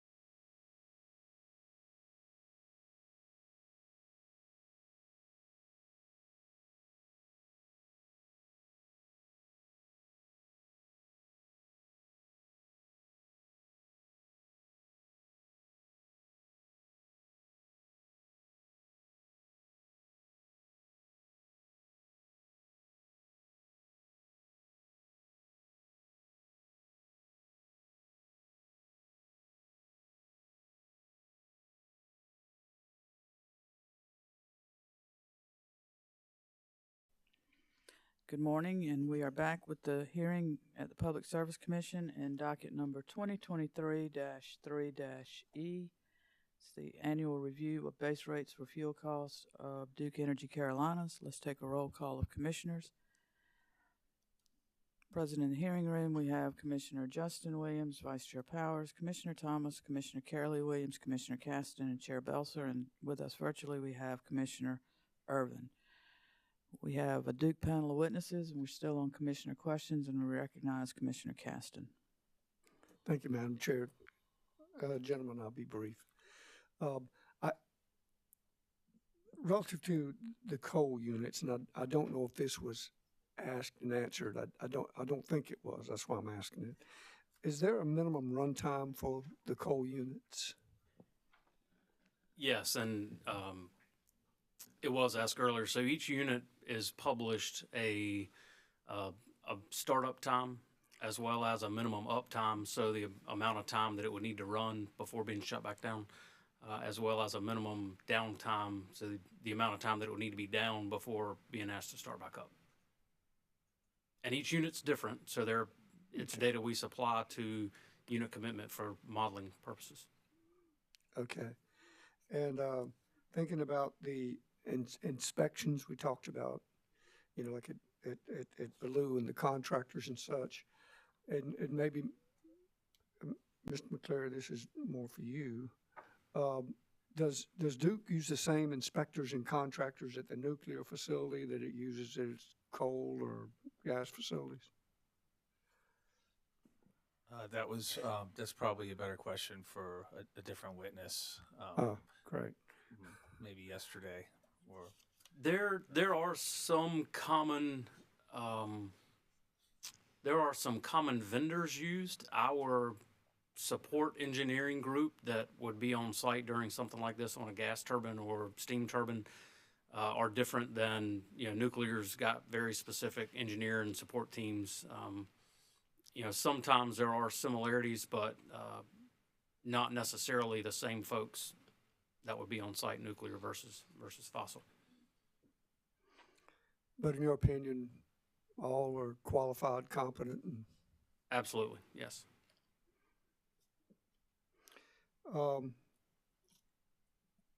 And on item B10, the last sentence in the stipulation says, by providing this information and any analysis performed, the company does not agree to their admissibility in future proceedings.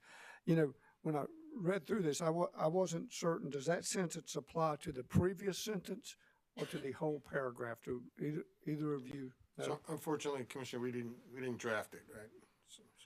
So who are you? Need a lawyer. Okay, I'll follow up with Warren. Good. Finally, and I think, Mr. McClary, you had mentioned something along this lines from a question from Commissioner Thomas relative to the low pressures, I guess, in some of the transmission lines, gas lines, a recurring theme. Is that correct? So mainly on the interstate pipeline of Transco. It does happen once in a while. And I think he already asked this, or sort of asked this, but it seems to be a recurring theme that we hear relative to supply, transmission. We got all this growth, but there seems to be this kind of repeated message. And I guess my question again to you is there, what's being done? Is anything being done to ameliorate this, fix it? Right. It's old infrastructure, so we need new infrastructure. And there have been a couple of projects announced. Particularly, there's an expansion on Transco that's been announced that that hopefully will help alleviate some of this, some of the pressure issues. That's more to come on that. We don't know exactly when they're going to announce whatever the full project is. So we just need to stand by. But it is something that is symptomatic of a lot of the older pipelines, and, we're aware of it and trying to do everything we can for our own generation to help out. So, Commissioner, I'll add to that. I mean, Mr. McClay mentions the new pipeline project, and part of that is, I think part of the answer to that would be diversity, right, of pipelines, right? So the Mountain Valley Pipeline offers us some of that diversity, so that you're not really just subject to one interstate pipeline. And I think as we negotiate those deals, we will look for opportunities to get pressure guarantees, which the pipelines have historically not like to give. Right? But we continue to push for them, and we will add them where we can in these new negotiations. So is there, I don't know if I'd say group, but like does Duke get together with some of the other utilities that need gas and say, hey, look, we got to get this done. Who's driving this bus, or is anyone driving? Is it the kind of thing that the companies go to the transportation folks, the transmission line folks, and say, hey, you got to upgrade this, or we got to do it ourselves, or is there a process? So I think you'll see FERC, is about to issue their report on the Winter Storm Elliott. We've seen some highlights of it, but that gas infrastructure and the gas electric coordination plays pretty prominently in those recommendations. So I think that'll be pushed from the FERC NERC side of regulatory space. All right. Thank you. Thank you, gentlemen. No more questions. Commissioners, anything further? Commissioner Carol Lee Williams. Thank you, Chair Belzer. Really just following up on Commissioner Caston's question, I wanted to see if I heard this accurately. Earlier, I think there was a coal plant that was being discussed, and the minimum run time might have been 72 hours, and the startup time was 48, and the minimum time to take it up was 48. So the which plant was specific that? Is that typical? Yeah, so specifically that was the Blues Creek. So 48-hour startup time, minimum uptime. So if you come online, 72 hours. So keep it online 72 hours. The minimum downtime is if you were to cycle it off, keep it off for 48 hours.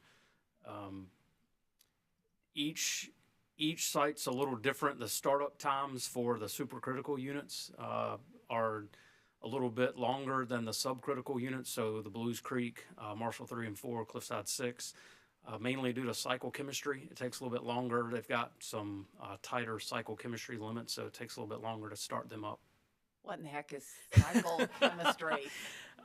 So the water that you're making steam with, right? Okay. It's under higher pressure, so it's got a lot tighter chemistry limits than the subcritical units do. Yeah. So is the time frame that you've described with, and I'm still working on how to say Blues Creek, yes, Blues ma'am. Creek. Is that's more than that those numbers may be more than normal? 48's pretty typical for a supercritical unit. That's a fair. I don't have the published numbers for Marshall and Cliffside, but that's pretty fair. Okay. Thank you very much. That was it. Mm-hmm. Commissioners, anything further for the panel? Ms. Brown, any redirect? Briefly, if I may, Chair Yes, Belzer. ma'am.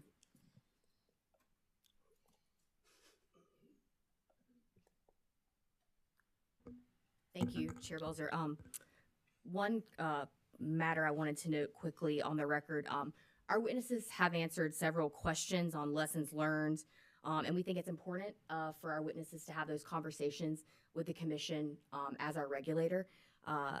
We would respectfully object to those questions to the extent those questions and answers are being used as evidence of culpable conduct. That would be inadmissible under Rule 407 of the South Carolina Rules of Evidence as subsequent remedial measures. Noted. Thank you. And then just a couple of quick questions. Mr. Flanagan, First, to you, I believe it was regarding Commissioner Caston's line of questioning about Blues Creek. Is it your testimony that Duke took actions that were reasonable under the circumstances? Yes, that's correct. Let's see. Mr. Flanagan, another one to you. Regarding the replacement power costs for Blues Creek, to your knowledge, wouldn't the stipulation and the disallowance that the company has agreed to cover some of those costs? Yes. Would the stipulation also cover some of the replacement power costs or all of the replacement power costs related to the Allen units being an EPR? Yes, that's correct. Thank you. I think that's it. Thank you. Thank you, Ms. Brown. Gentlemen, thank you for your testimony this morning, your appearance here. We certainly appreciate your testimony, your responses to questions. You may stand down. Thank you.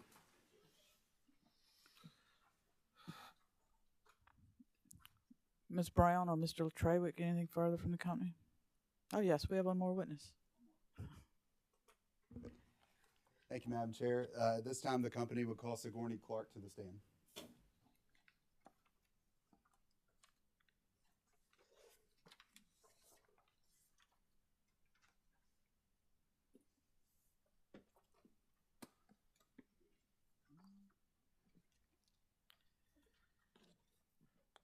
Please raise your right hand for me. In the testimony you're about to give, do you solemnly swear or affirm to tell the truth, the whole truth, and nothing but the truth, so help you God? Before we get started, Ms. Clark, do you have that placard you can put up for the court reporter? Thank you.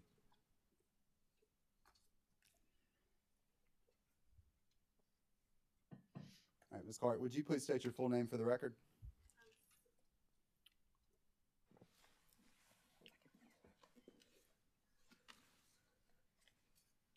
Sigourney Clark. Thank you. By whom are you employed and in what capacity? I am a Rates and Regulatory Strategy Manager for Duke Energy Carolinas. Did you prepare or cause to be prepared 22 pages of pre-filed direct testimony that were filed with the Commission in this proceeding? I did. If I asked you the same questions that were asked in your pre-filed direct testimony from the stand, would your answers be the same? Yes, I did, however, make 3 corrections at the request of the Office of Regulatory Staff that are outlined in my amended direct testimony. Thank you. Other than those changes, would your answers to the questions in your pre-filed direct testimony be the same? Yes. Madam Chair, I would ask that Ms. Clark's pre-filed direct testimony be entered into the record as if given orally from the stand. Ms. Clark's pre-filed direct testimony will be entered into the record as if given orally from the stand. Thank you, Madam Chair. Ms. Clark, did you also prepare or cause to be prepared 14 exhibits submitted with your pre-filed direct testimony? Yes. Do you have any changes to those exhibits at this time? Yes, my direct testimony indicated that industrial customers had met their cap. However, that is not the case. On Exhibit 1, line 19, for industrial customers, I show $99.48. It should be $96.74. Also, line 22 with GRT shows 100, and it should show $97.24. Other than those changes, do you have any other additional changes to your pre-filed exhibits? Also, I revised Exhibit 1, 2, and 6 and submitted new exhibits with my pre-filed amended direct testimony to reflect the correct calculations requested by ORS. Thank you. Madam Chair, I would ask that Ms. Clark's pre-filed direct exhibits with those corrections from the stand be entered as the next composite hearing exhibit. And we'll be happy to submit revised exhibits to the extent that's helpful to the Commission. That would be revised exhibits would be helpful, but Ms. Clark just referenced her amended exhibits. Are we doing them separately? Yes, please. Thank you. Okay. Ms. Clark's direct exhibits 1 through 14 as amended from the stand will be. Let me clarify. Some were amended, some were not. I understand. Well, I'm talking about as amended from the stand today. Right, thank you. In the direct. But then the amended exhibits that will be the next hearing. Okay. Right. As amended from the stand, direct exhibits as amended from the stand will be hearing exhibit marked for identification as hearing exhibit 10 and received into the record of this case. Thank you, Madam Chair. Thanks for.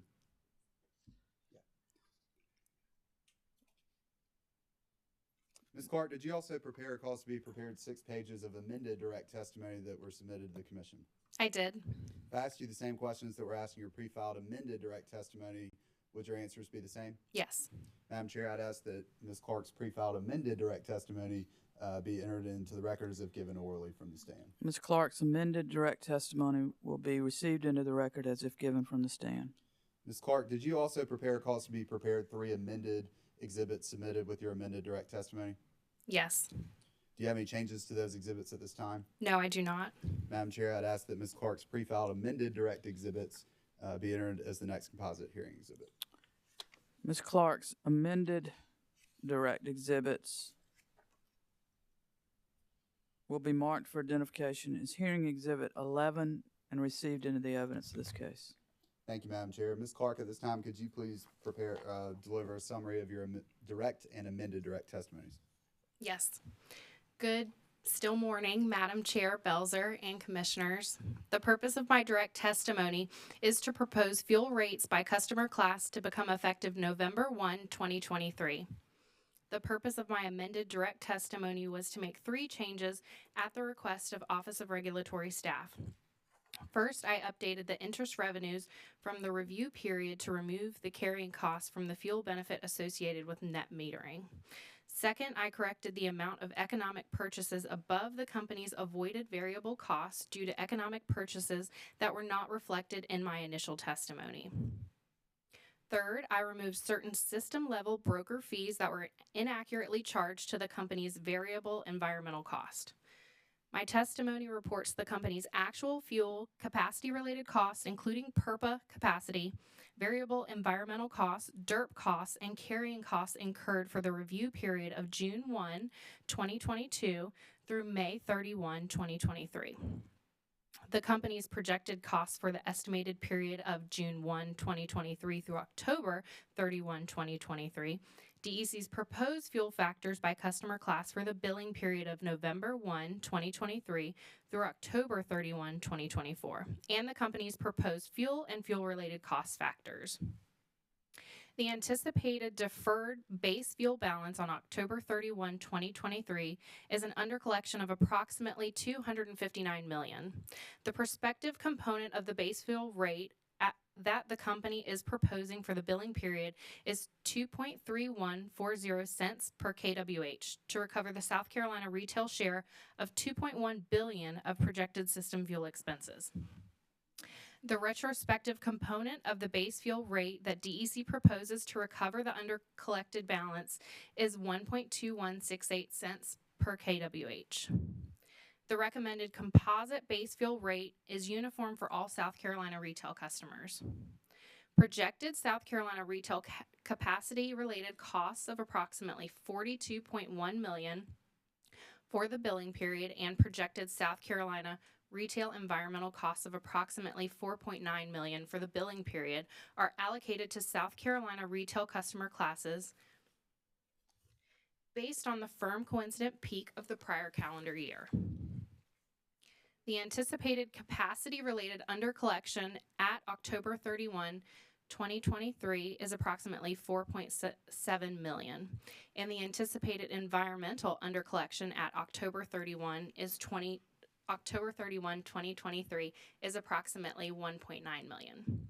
The combined proposed capacity-related and environmental cost rates by customer class are 0.5280 cents per kWh for our residential customers, 0.1774 cents per kWh for general service and lighting customers, and 0.0648 cents per kWh for industrial customers.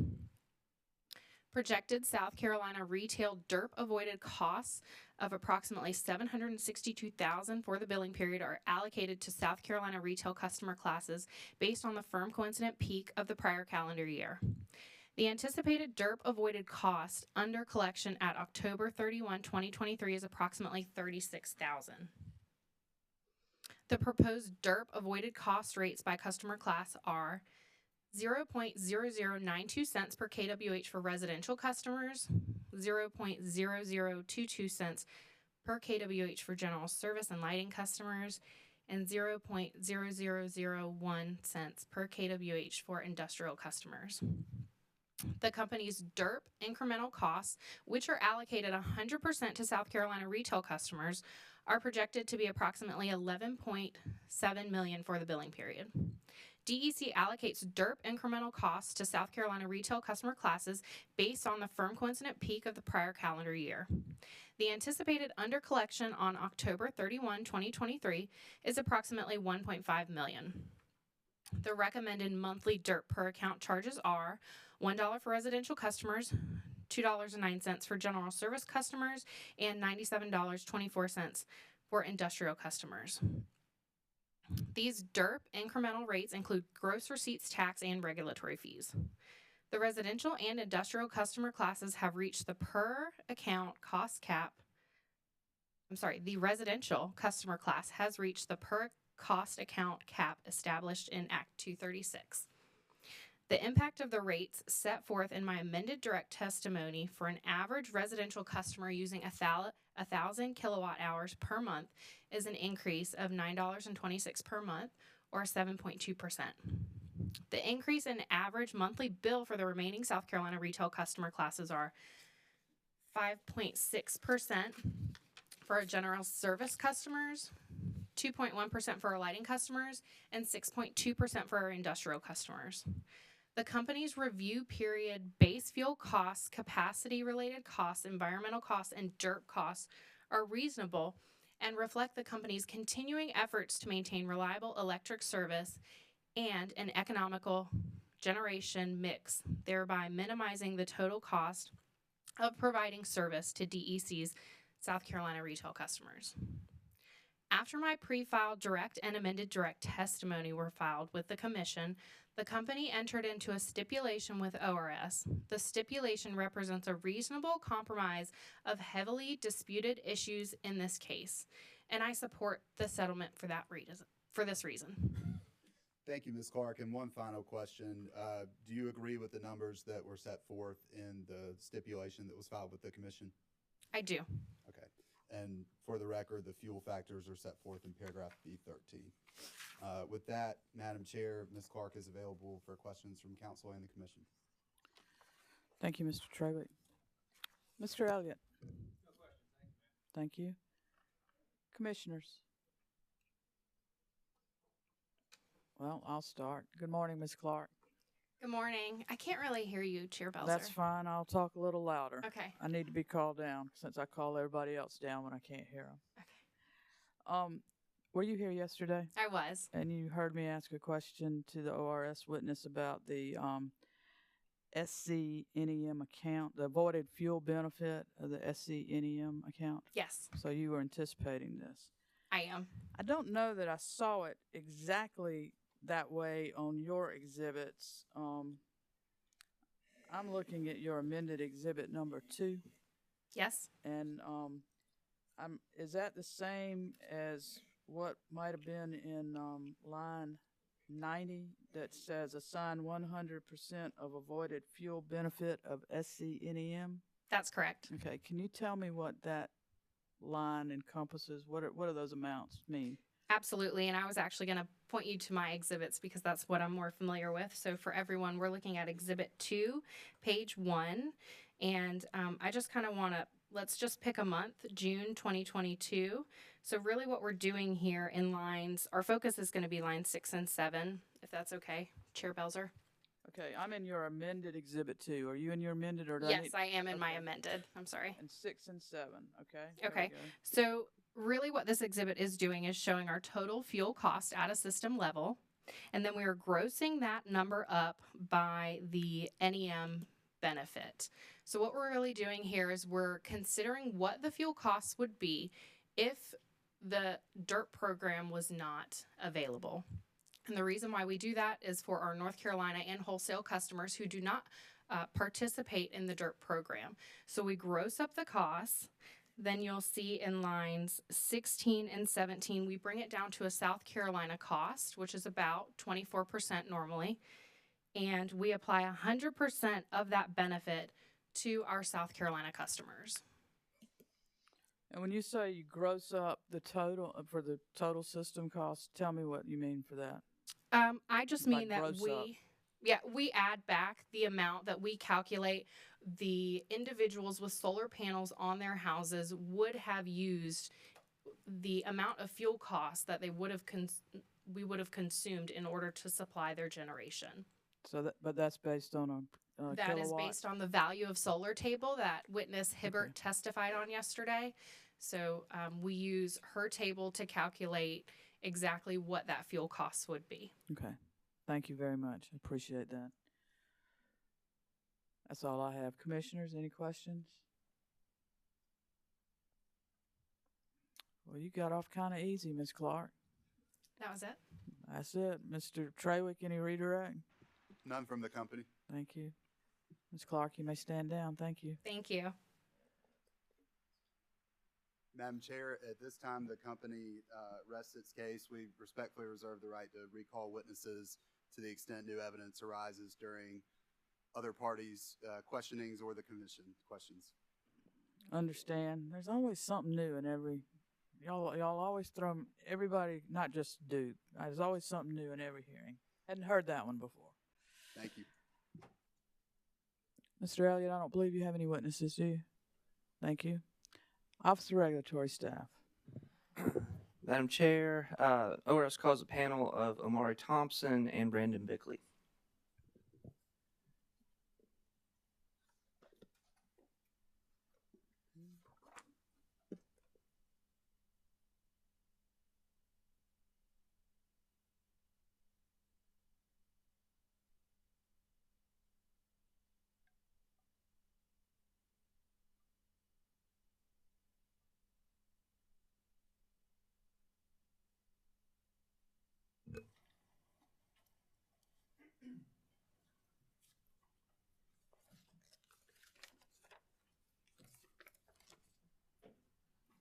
If you could raise your right hands for me, please. In the testimony you're about to give, do you solemnly swear or affirm to tell the truth, the whole truth, and nothing but the truth, so help you God? I do. Good morning, gentlemen. Mr. Thompson, I'm going to begin with you. Would you please state your name for the record? My name is Omari R. Thompson. And by whom are you employed and in what capacity? I'm employed by the South Carolina Office of Regulatory Staff as a regulatory analyst. And did you prepare or cause to be prepared direct testimony in this case consisting of 23 pages of pre-filed testimony that was filed on August 31st, 2023? Yes. Did your pre-filed direct testimony consist of a confidential and redacted version? Yes. Do you have any changes or corrections to your pre-filed direct testimony? No. If I asked you the same questions today as those posed in your direct testimony, would your answers be the same? Yes. Madam Chair, ORS would move the redacted version of Mr. Thompson's direct testimony into the record as if given orally from the stand and would ask that the confidential version remain under seal. The redacted version of Mr. Thompson's direct testimony will be received into the record as if given from the stand and will be part of the transcript. The confidential version is also accepted into the record, but it will be maintained under seal. Thank you. Mr. Thompson, did you also prepare or cause to be prepared 9 exhibits marked as ORT1 through ORT9 that accompanied your direct testimony? Yes. Do you have any changes or corrections to any of your 9 exhibits? No, I do not. Madam Chair, ORS would move exhibits ORT1 through ORT9 into the record as the next composite hearing exhibit. Mr. Thompson's pre-filed exhibits that accompanied his direct testimony, shown as ORT1 through ORT9, will be marked for identification as hearing exhibit 12 and received into the evidence of this case. And Mr. Thompson, did you prepare cause to be prepared 10 pages of revised rebuttal testimony pre-filed in this proceeding on September 25th, 2023? Yes. Do you have any changes or corrections to your pre-filed revised rebuttal testimony? No. If I asked you the same questions today as those posed in your pre-filed revised rebuttal testimony, would your answers be the same? Yes. Madam Chair, ORS would move the revised rebuttal testimony of Mr. Thompson into the record as if given orally from the stand. Mr. Thompson's revised rebuttal testimony will be read into the record as given from the stand. Thank you. Mr. Thompson, have you prepared a summary of your testimony? Yes, I did. Would you please give that at this time? Sure. So, good morning, Chair Belzer and members of the Commission. The purpose of my direct testimony is to set forth ORS's recommendations resulting from its examination and review of Duke Energy Carolina's power plant operations used in the generation of electricity to meet the company's retail customer requirements during the review period. ORS examined various fuel and performance documents related to the company's electric generation and power plant outage and maintenance activities.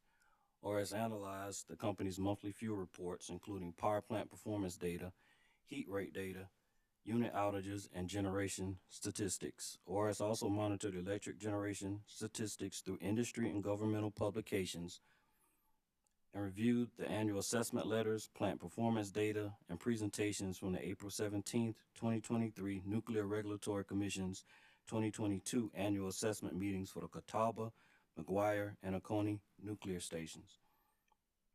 Additionally, ORS met with company personnel to discuss and review the company's direct testimony, electric generation, power plant outages, maintenance activities, and a variety of other topics that impact power plant operations.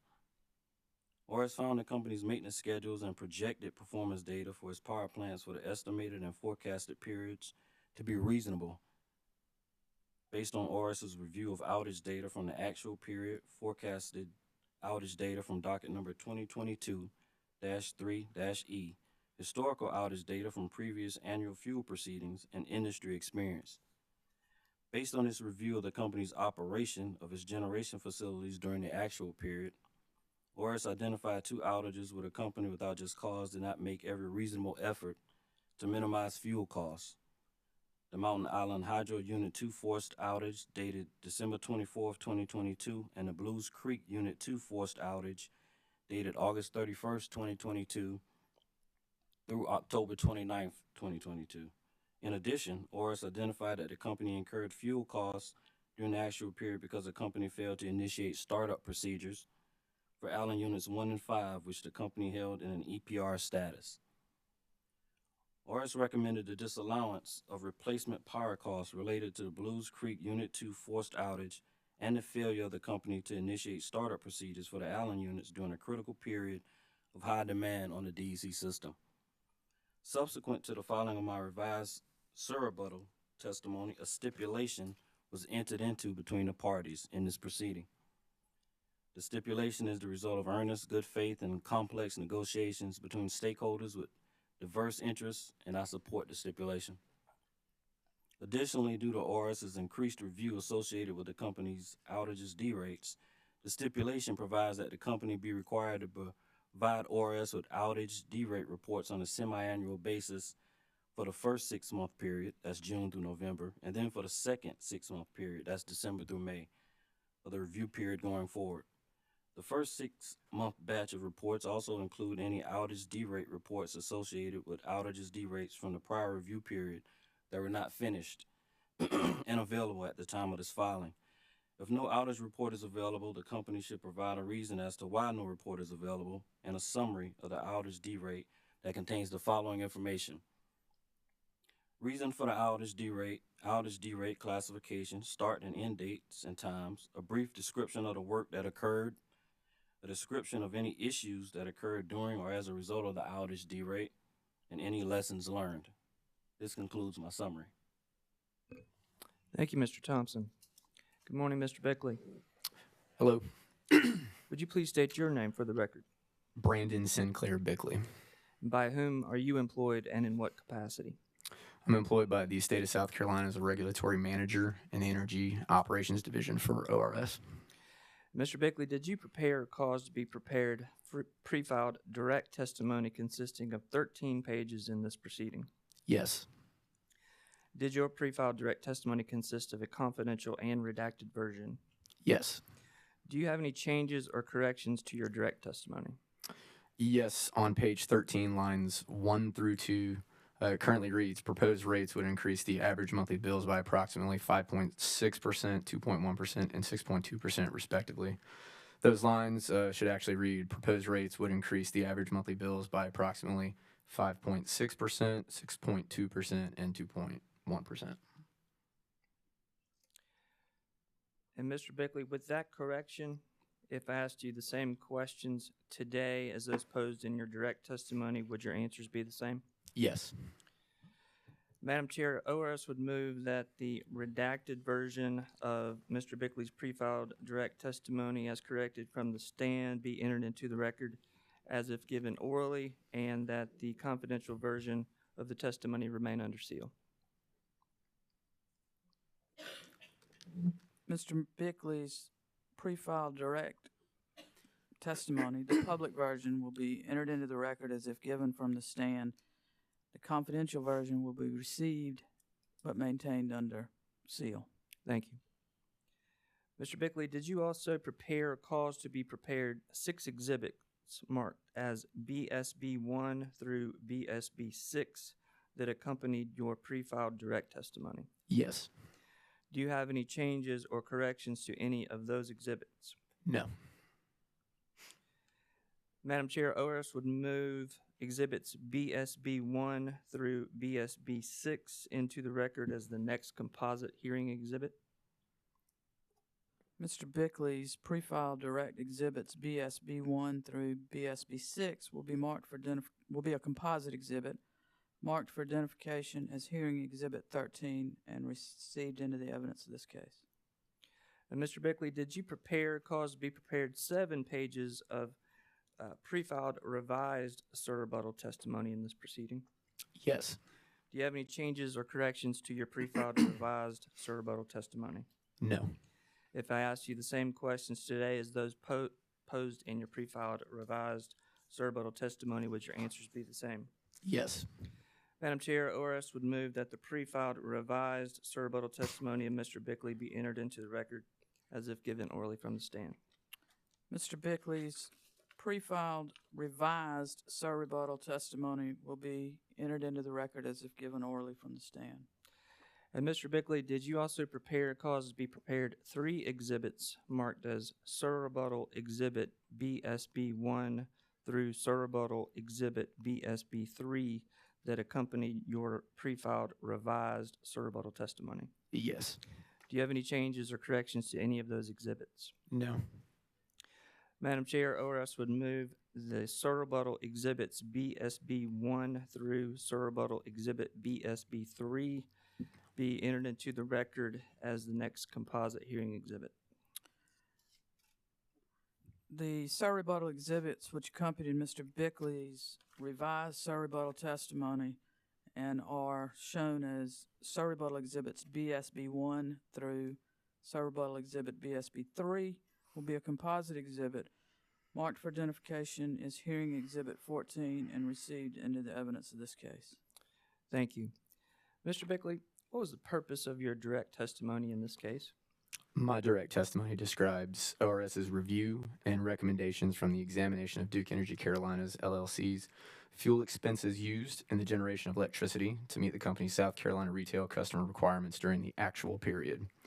My review focused on evaluating the company's fuel procurement and forecasting policies, procedures, and activities to verify the company made every reasonable effort to minimize fuel costs in order to provide reliable and high-quality service to its customers. What are the primary drivers of the company's request for a rate change in this proceeding? The company's request for an increase is driven by numerous factors. One is the projected increase in the total under-collection balance as a result of an increase in the under-recovered balance year over year due to the volatile natural gas prices experienced during the actual period. The prior year's deferral of base fuel under-recovery plus carrying costs from the partial stipulation agreement between DEC and SCEUC is also a driver. What changes did the company request to its currently approved fuel factors? The company requested the Commission approve an increase to its currently approved base fuel component, as well as request to update its environmental capacity-related and DERP avoided cost components. Did ORS recommend any adjustments to the fuel factors proposed by the company?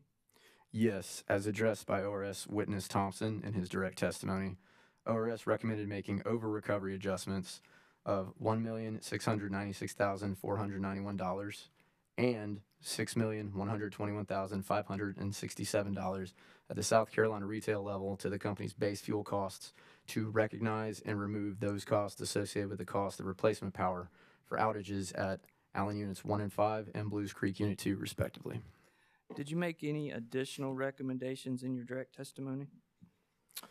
I also recommended that DEC provide forecasts to be provided during each of the 3 annual quarters in which there is no annual fuel proceeding, but not in the quarter where DEC makes its annual fuel filing, as detailed in my direct testimony. These forecasts will provide valuable information for interested parties. Can you please explain the purpose of your revised surrebuttal testimony in this case?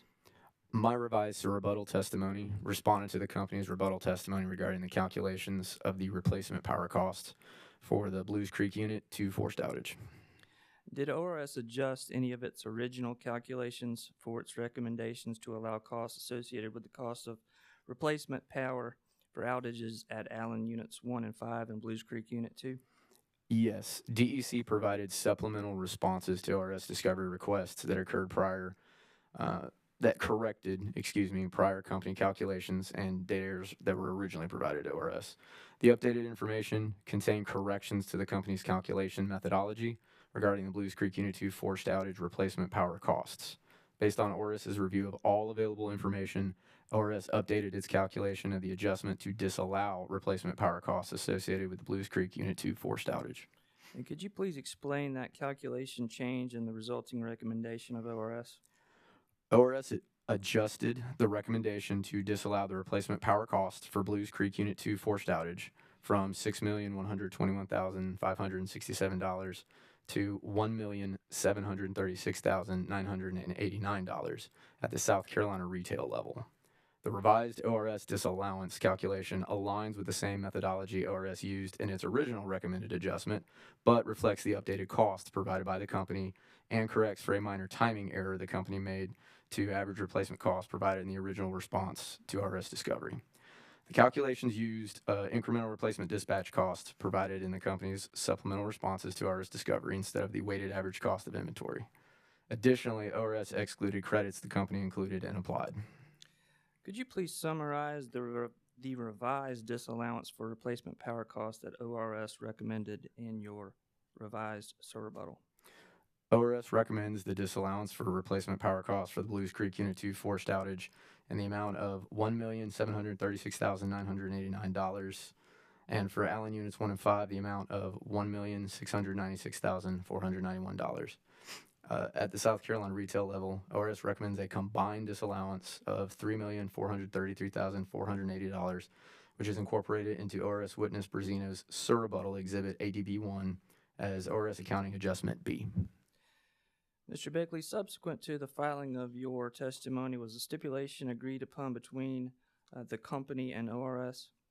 Yes, a stipulation was entered into between the parties in this proceeding. The stipulation is the result of earnest, good faith, and complex negotiations between stakeholders with diverse interests. In the spirit of collaboration, each of the parties, that being DEC and ORS, made compromises to achieve a balanced resolution of issues in this proceeding.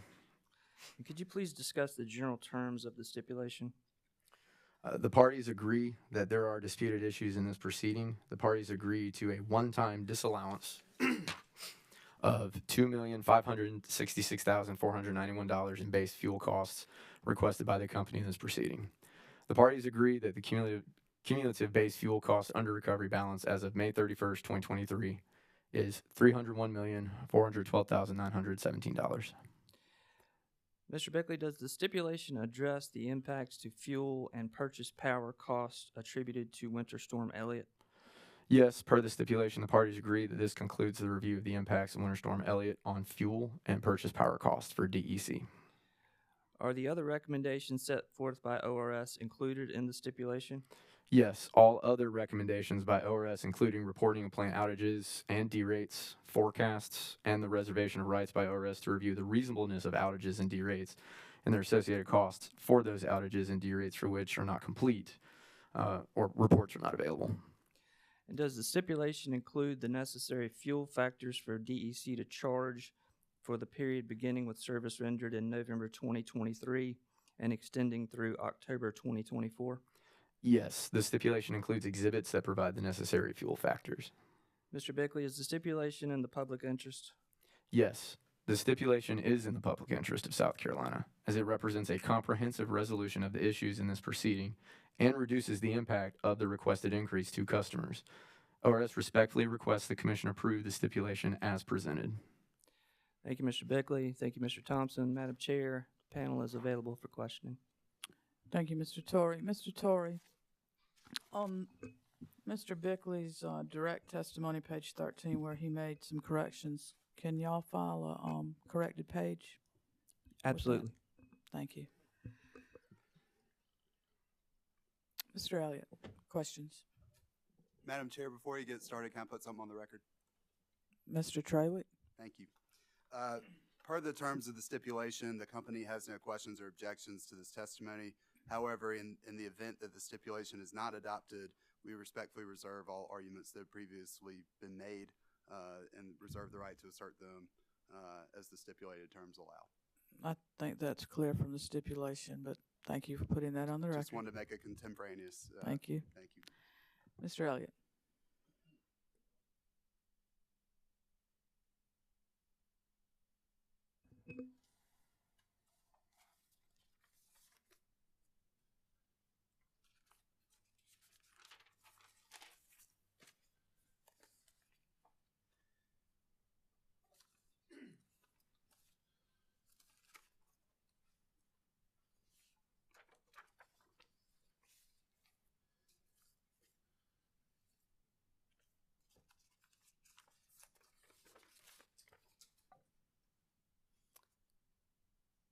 Mr. Thompson.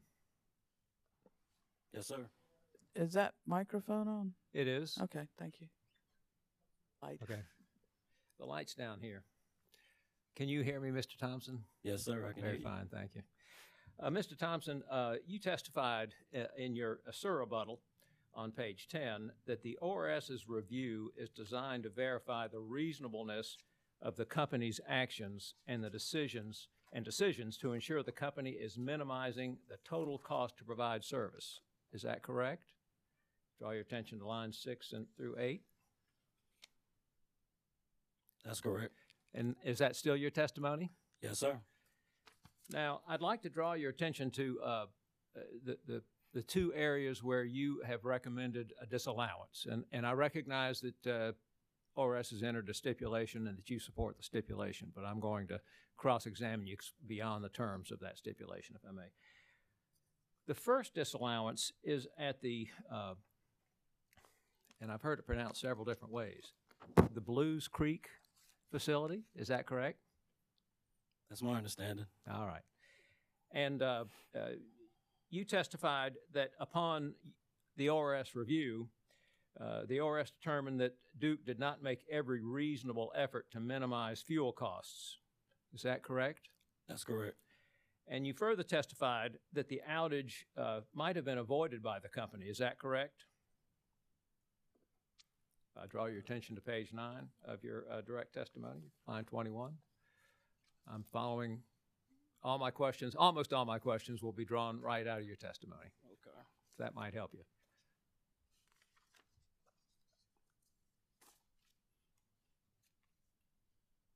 I'm sorry, which line? Well, look at the bottom. The outage may have been avoided by the company. You testified, correct?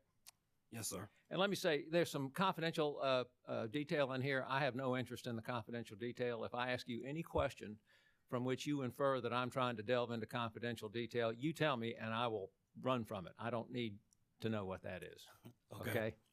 All right. Then you go on to testify that it is the company's responsibility to ensure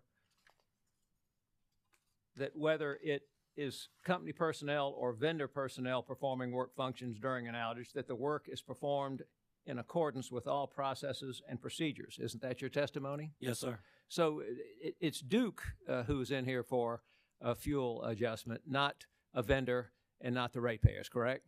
Yes.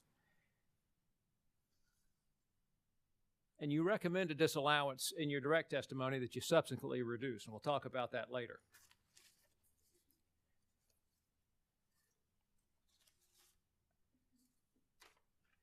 Now, as a practical matter, as I understand it, the Belews Creek units went offline because of a loose fastener on some tie rod. Is that your understanding? Yes, sir. All right. And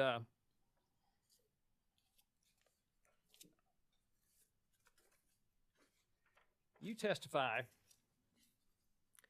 and I'm looking, sir, at page 3 of your rebuttal testimony. You testify that the Duke witness, Mr. Flanagan, acknowledged in his rebuttal testimony that the root cause of the incident was the specialty vendor's failure to apply Loctite, a thread locker, on the threaded rod and tie rod end fasteners during the fall 2018 outage. Is that your testimony? Yes, sir. And that was his testimony, wasn't it? Yes, sir. And as I understand your testimony in rebuttal to Mr. Flanagan, that the August 2022 outage was not the first incidents that Duke had with a loosened fastener. Isn't that correct? That's correct. And didn't you testify in your rebuttal that based on Mr. Flanagan's testimony that on September 4, 2019, company operations personnel found a loose inner fastener on a tie rod and outer fastener tie rod that had come free? Is that your testimony? Yes, sir. And you're basing that on Mr. Flanagan's testimony, are you not, sir? Yes, sir. On that occasion, the company applied Loctite per the vendor's guidance. Isn't that what Mr. Flanagan testified to? Yes, sir. Again, on October 10, 2019, Duke initiated a planned fall outage, and after a visual inspection of all tie rods, a weld repair was made for a crack in a circumferential weld on one tie rod. In addition, Loctite was applied to further address a loose tie rod fastener. Isn't that Mr. Flanagan's testimony? Yes, sir. Now, I'd like to draw your attention to Mr. Flanagan's testimony here under commissioner questions. And you were here in the room, I think, during that time, were you not? Yes, sir, I was. And you, in your investigation of this matter, quite appropriately inquired of Duke and Mr. Flanagan whether there was any warranty available to Duke for the repair of these loose fasteners, didn't you? We did during the discovery process. We questioned that. And I think, as I understand it, and you correct me if I'm wrong, I'm not looking down at your testimony, but no warranty information was provided you. Was that your testimony?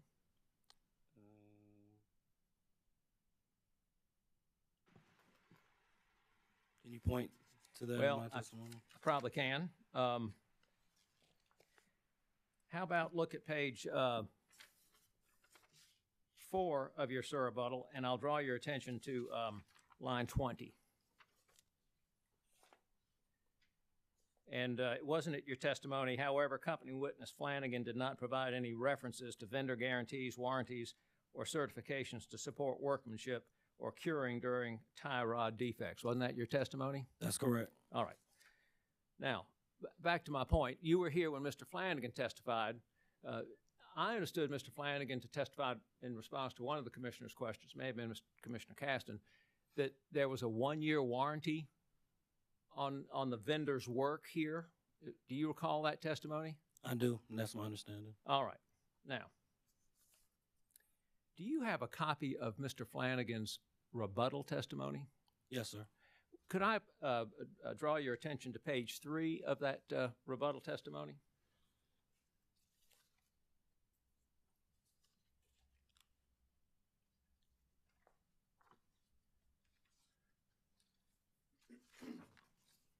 Are you there? Yes, sir. All right. Correct me now if I'm wrong, but doesn't Mr.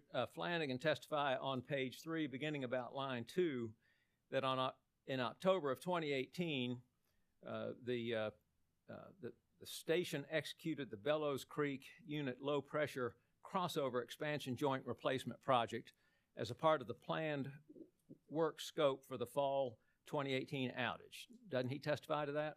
Yes, sir. And he goes on to testify the station sent Unit 2 LP turbine crossovers offsite to the specialty vendor for expansion joint replacement. The refurbished crossovers were installed and shipped from the vendor. Have I read that correctly? Yes, sir. All right, so that is October of 2018. Now, drawing your attention to September of 2019, operations found the outer fastener of the Unit 2 LPB crossover top generator side flow end tie rod on the turbine deck. They also discovered that the inner fastener on the same tie rod was loose. Do you see that testimony? Yes, sir. Have I read that correctly? Yes, sir. All right, and so would you agree with me that if there was that the September 4 incident was within 12 months of the October 2018 work by this special vendor? Yes, sir.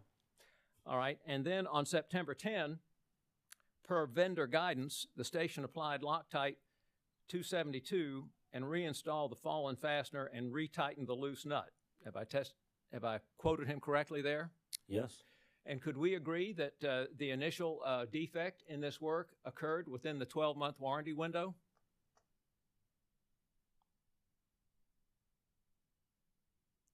It would seem so. But again, just to be clear, Mr. The company in its discovery responses to you gave you no warranty information whatsoever. Not to my knowledge, no. All right. And then as I understand it, I was going to ask you if they gave you any indication as to whether they had made a legal claim or a lawsuit against this special vendor, but apparently Mr. Flanagan testified that they chose not to bring any kind of lawsuit against this vendor, correct? I didn't hear that line of questioning. Oh, very fine. All right. I don't mean to put you on the spot.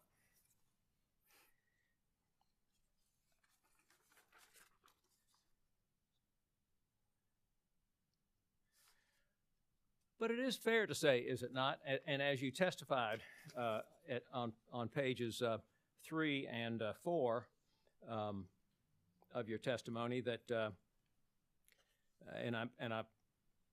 hours later on August 31, 2022, the turbine crossover assembly experienced a catastrophic failure as a result of the tie rod failure.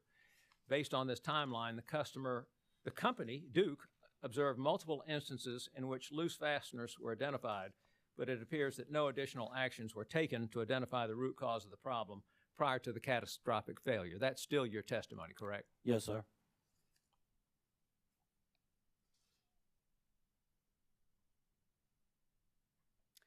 Now, I think we heard here today, and I think that you understand from witness Flanagan's testimony that the company personnel performed a visual inspection of the condition of the equipment when it was returned from the special vendor, correct? Yes, sir.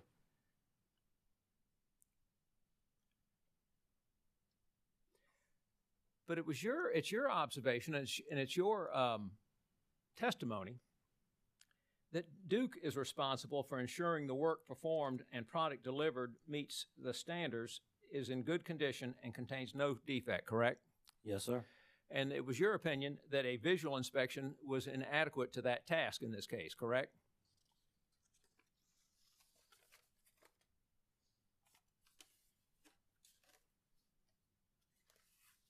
Yes, sir. Now,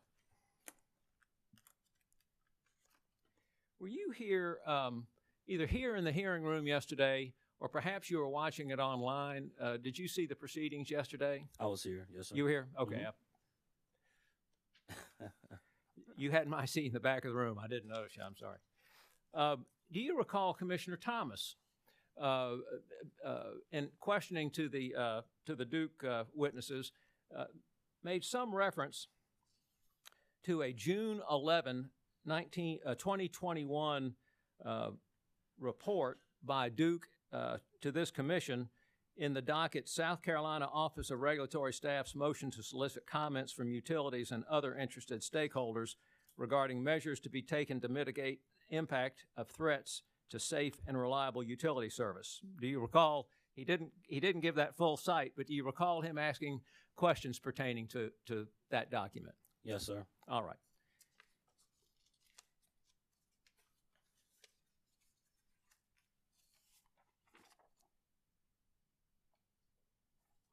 Now, I'm going to show you, with a little help from my friend Elmo here, and ladies in the back of the room, if you see I need it.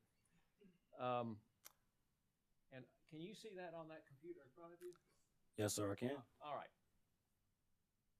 I show you a document, at the heading is Duke Energy Carolinas and Duke Energy Progress Response to Commission Order number 2021-163, dated March 10, 2021. PSC SC docket number 2021-66-A. Do you see that document? Yes, sir. I'm going to read you the highlighted provisions of found on that page, and ask you if when I do, if I have correctly read those the highlighted language. Madam Chair, I'm going to object. He hasn't laid the foundation to establish that Mr. Thompson has any personal knowledge of this document. So to the extent he's just going to read from it, that's not competent evidence. Well, I'm going to read from it, and then I'm going to ask him some questions. But it's the PSC document. It's his document. It's in this record. Commissioner Thomas raised it in this proceeding for the first time yesterday, a fact for which I am grateful. And frankly, I was prepared to move that the commission take judicial notice of this document, which under its rules and regulations it can do. It is relevant, it is probative, and this witness indicated that he was here and aware of Commissioner Thomas's inquiry. Mr. Elliott, just to clarify where this document is that the document that ORS asked for utilities to provide information so that they could complete their resiliency report, I think is what it was required, that the governor requested? Yes, ma'am. Is that the docket? Fair description. Okay. The commission can take judicial notice of documents in its files per our regs, so we will do that, and we'll allow some questions on this. Yes, ma'am. Shouldn't be many. All right, again, I'm sorry, Mr. Thompson. I'm going to read the relevant provisions. They're highlighted, and at the conclusion, I'm simply going to ask you first if I've correctly read them. Okay. Number 3, asset inspection and maintenance programs. Ensuring asset conditions are maintained is a critical factor in ensuring reliable service to South Carolina customers. Rigorous asset inspection and maintenance programs are employed to ensure systems and infrastructure are prepared to withstand extreme weather, vegetation challenges, telecommunication system disruptions, supply chain disruptions, bulk electric system threats, and physical cyber threats. Have I read that paragraph correctly? Yes. I'll continue. The DEC and DEP, and again, DEC is Duke, the applicant in this proceeding. The DEC and DEP non-nuclear generation fleet has numerous reliability, inspection, and maintenance programs. The goal of these programs is to maintain reliable non-nuclear generation. Standards are utilized to establish the scope and periodicity of maintenance for critical components such as transformers, turbines, and generators. These components are specifically managed by a dedicated team of engineers through an internal software platform. Have I read that language correctly? Yes, sir. Now, having reviewed that language, is it your testimony here this afternoon that Duke's visual inspection of these loose fasteners was insufficient to meet their very own standards of rigorous asset inspection and maintenance programs?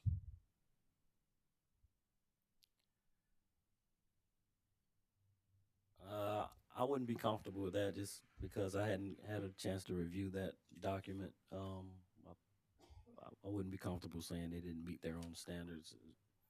I would be comfortable with what I said in testimony. And your testimony is that visual inspection is inadequate, correct? Yes, sir. All right.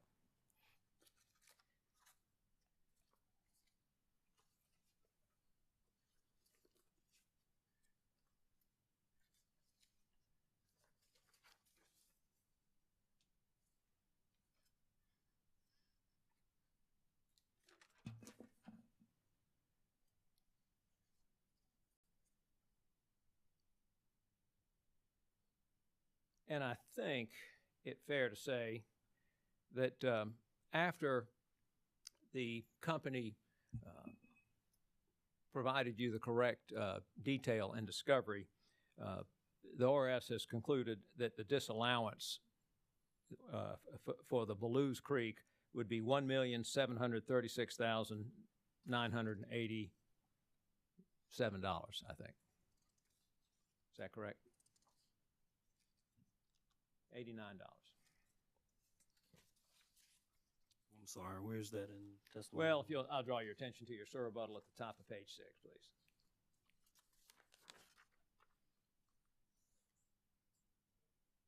That's correct.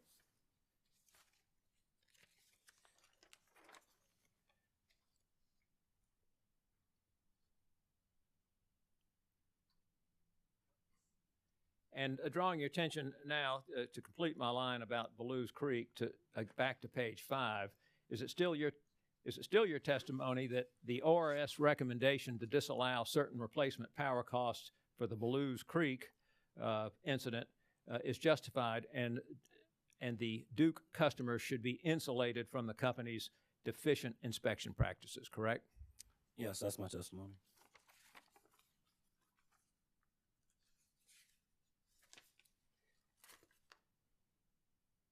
Now let me draw your attention to the Allen issue. First of all, I think it is very clear, and would you agree that the Allen units are peaking units? It will be clear that that's the company's assertion. Yes. All right. And the basis for your disallowance was that the Allen units were not available or were not put online during this very critical period of what, December 24 through December 26 during Winter Storm Elliott. Wasn't that your testimony? I believe it was December 23rd through December 26th. All right, good. Keep me straight. Thank you. Now, your review of the forecast information provided by Duke indicated that the company was aware as early as December 2022 that for it to meet its operating reserve targets for that period, it would need to operate peaking resources. Wasn't that your finding? Yes, sir. And didn't your review confirm that by December 22, 2022, the Duke forecast indicated that even with the combined capacity of the company's CT fleet, operating reserves were projected to fall below its target reserve margin on December 24? Yes, sir. And I mean, correct me if I'm wrong, but didn't some Duke customers lose power over Christmas? Yes, sir. Now, I believe you go on to testify that, in fact, again, Duke witness Flanagan really corroborates your findings in that, isn't it true you testified that specifically company witness Flanagan states the company did have periodic discussion around bringing the Allen units online earlier in the week. Have I read that correctly on page 7, lines 5 to 7? Yes, sir. That's correct. And reading further, isn't it your testimony that in addition, company witness Flanagan acknowledged that on the afternoon of December 22, based on the increasing load forecast over the period, the Duke Control Center requested for the units to come out of EPR for the weekend, Saturday through December 24, through the afternoon of Monday, December 26. Isn't that what Mr. Flanagan testified to? Yes, sir.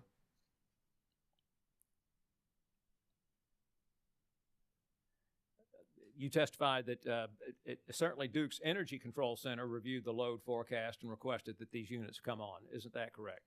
Yes, sir.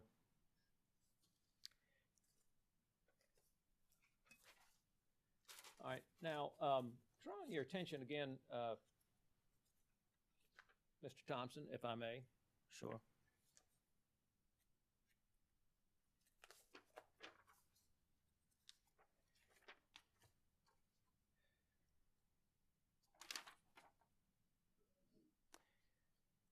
Drawing your attention to Duke's own study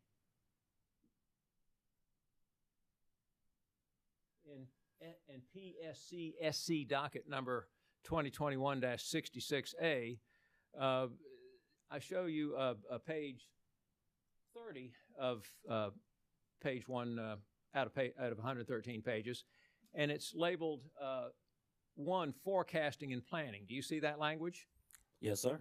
And once again, I'm going to read this highlighted language, and then ask you to confirm I've read it correctly, and then I have a question or two. Okay. Forecasting and planning. Forecasting and planning mitigation strategies are used to prepare for possible scenarios, outcomes, and events in the future.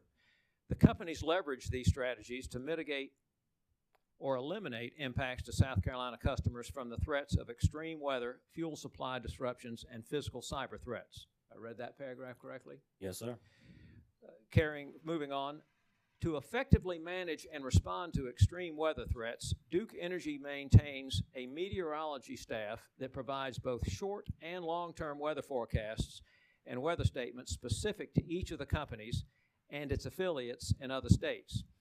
Based on the weather reports, a daily assessment of load forecasts, system conditions, generating unit availability, with capacity reductions, power generation reserves, energy sales, and energy purchases is performed for the next 3 days. Have I read that correctly? Madam Chair. Mr. Trawick? Renew the objection here for lack of personal knowledge, number one. And number two, this isn't even the report that Commissioner Thomas referenced yesterday. He referenced one filed in June. And so we question the relevance of it coming in. Let me clarify that, Lyle. It looks like the document you're referencing, that Mr. Elliott is referencing here, is the company's filing, not ORS's filing. So I don't believe that there's any, I don't believe that Mr. Thompson has It is Duke's filing. That's what Commissioner Thomas referenced yesterday. And the, well, he okay, referenced we got it. We can't do this tag team thing. Whose witness is this? Mine. Okay. I'll understood. One lawyer, one witness. I got it. But the taking judicial notice of a document is not the same as establishing personal knowledge for the witness being asked about that document to then render opinions. So we would therefore renew the objection on that basis. Mr. Elliott? All right. First of all, Commissioner Thomas mentioned a June 11 document. This document is June 11, 2021.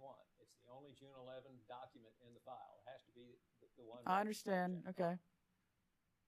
Secondly, I've asked him to, I've simply published language from Duke, which is in the nature of an admission, and I've asked him to verify it. I am going to ask him a question about this language.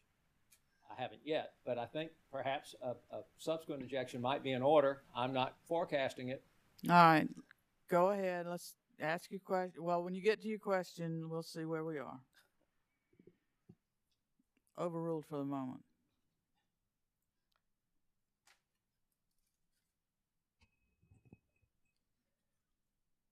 All right, so Mr. Thompson, having read this and based upon at least your examination in this investigation in this case, it is clear that that Duke believes that it is important to have weather forecasts so that they can plan for outages. Isn't that correct?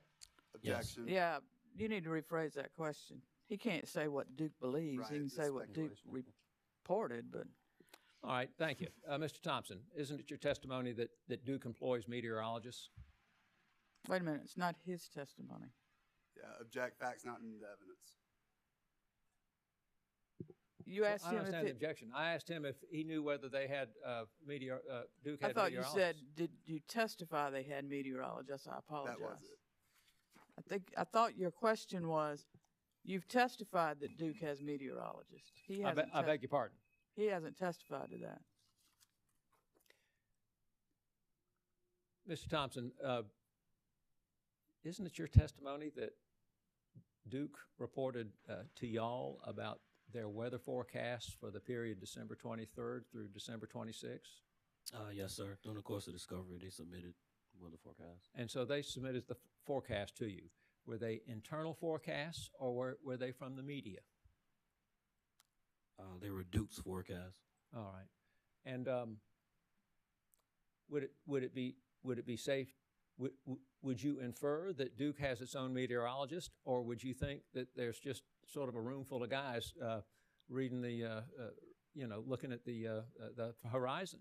Objection. I can't testify. Speculation. So, can we agree to this, Mr. Thompson? If Duke does not rely on weather forecasts to determine whether to run their peaking generators, they're imprudent. Or if they have weather forecasts, which they refuse to rely on and fail to run their peaking generators, they're imprudent. But that either way, Duke was imprudent in this case? I wouldn't be comfortable making that, assertion. But Mr. Thompson, you do conclude they were imprudent because your testimony is that you recommend disallowing these costs, correct? I do.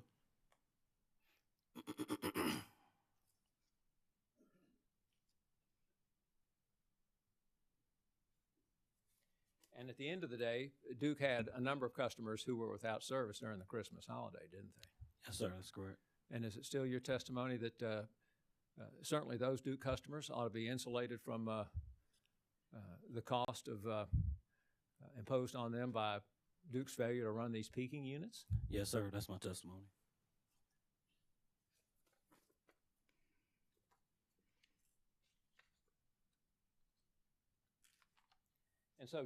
And so just to conclude, isn't it your testimony, and I think it's, is it Mr. Bickley? I think it's your testimony, Mr. Bickley's, that the combined disallowance recommended in both of y'all's surrebuttal testimony was $3,433,480. Is that correct? Either one of you? That's correct. That is the combined from our surrebuttal, but ORS does support the current stipulation as written. I get it. Thank you. No further questions. Thank you, Mr. Elliott. We're approaching 1 o'clock. We're going to take an hour and 15 minutes for lunch. We'll be back at 2:15 for lunch. Gentlemen, sorry you're still under the stand. Do not discuss your testimony with anyone or allow anyone to discuss it with you or in your presence. Thank you. See you at 2:15. Thank you.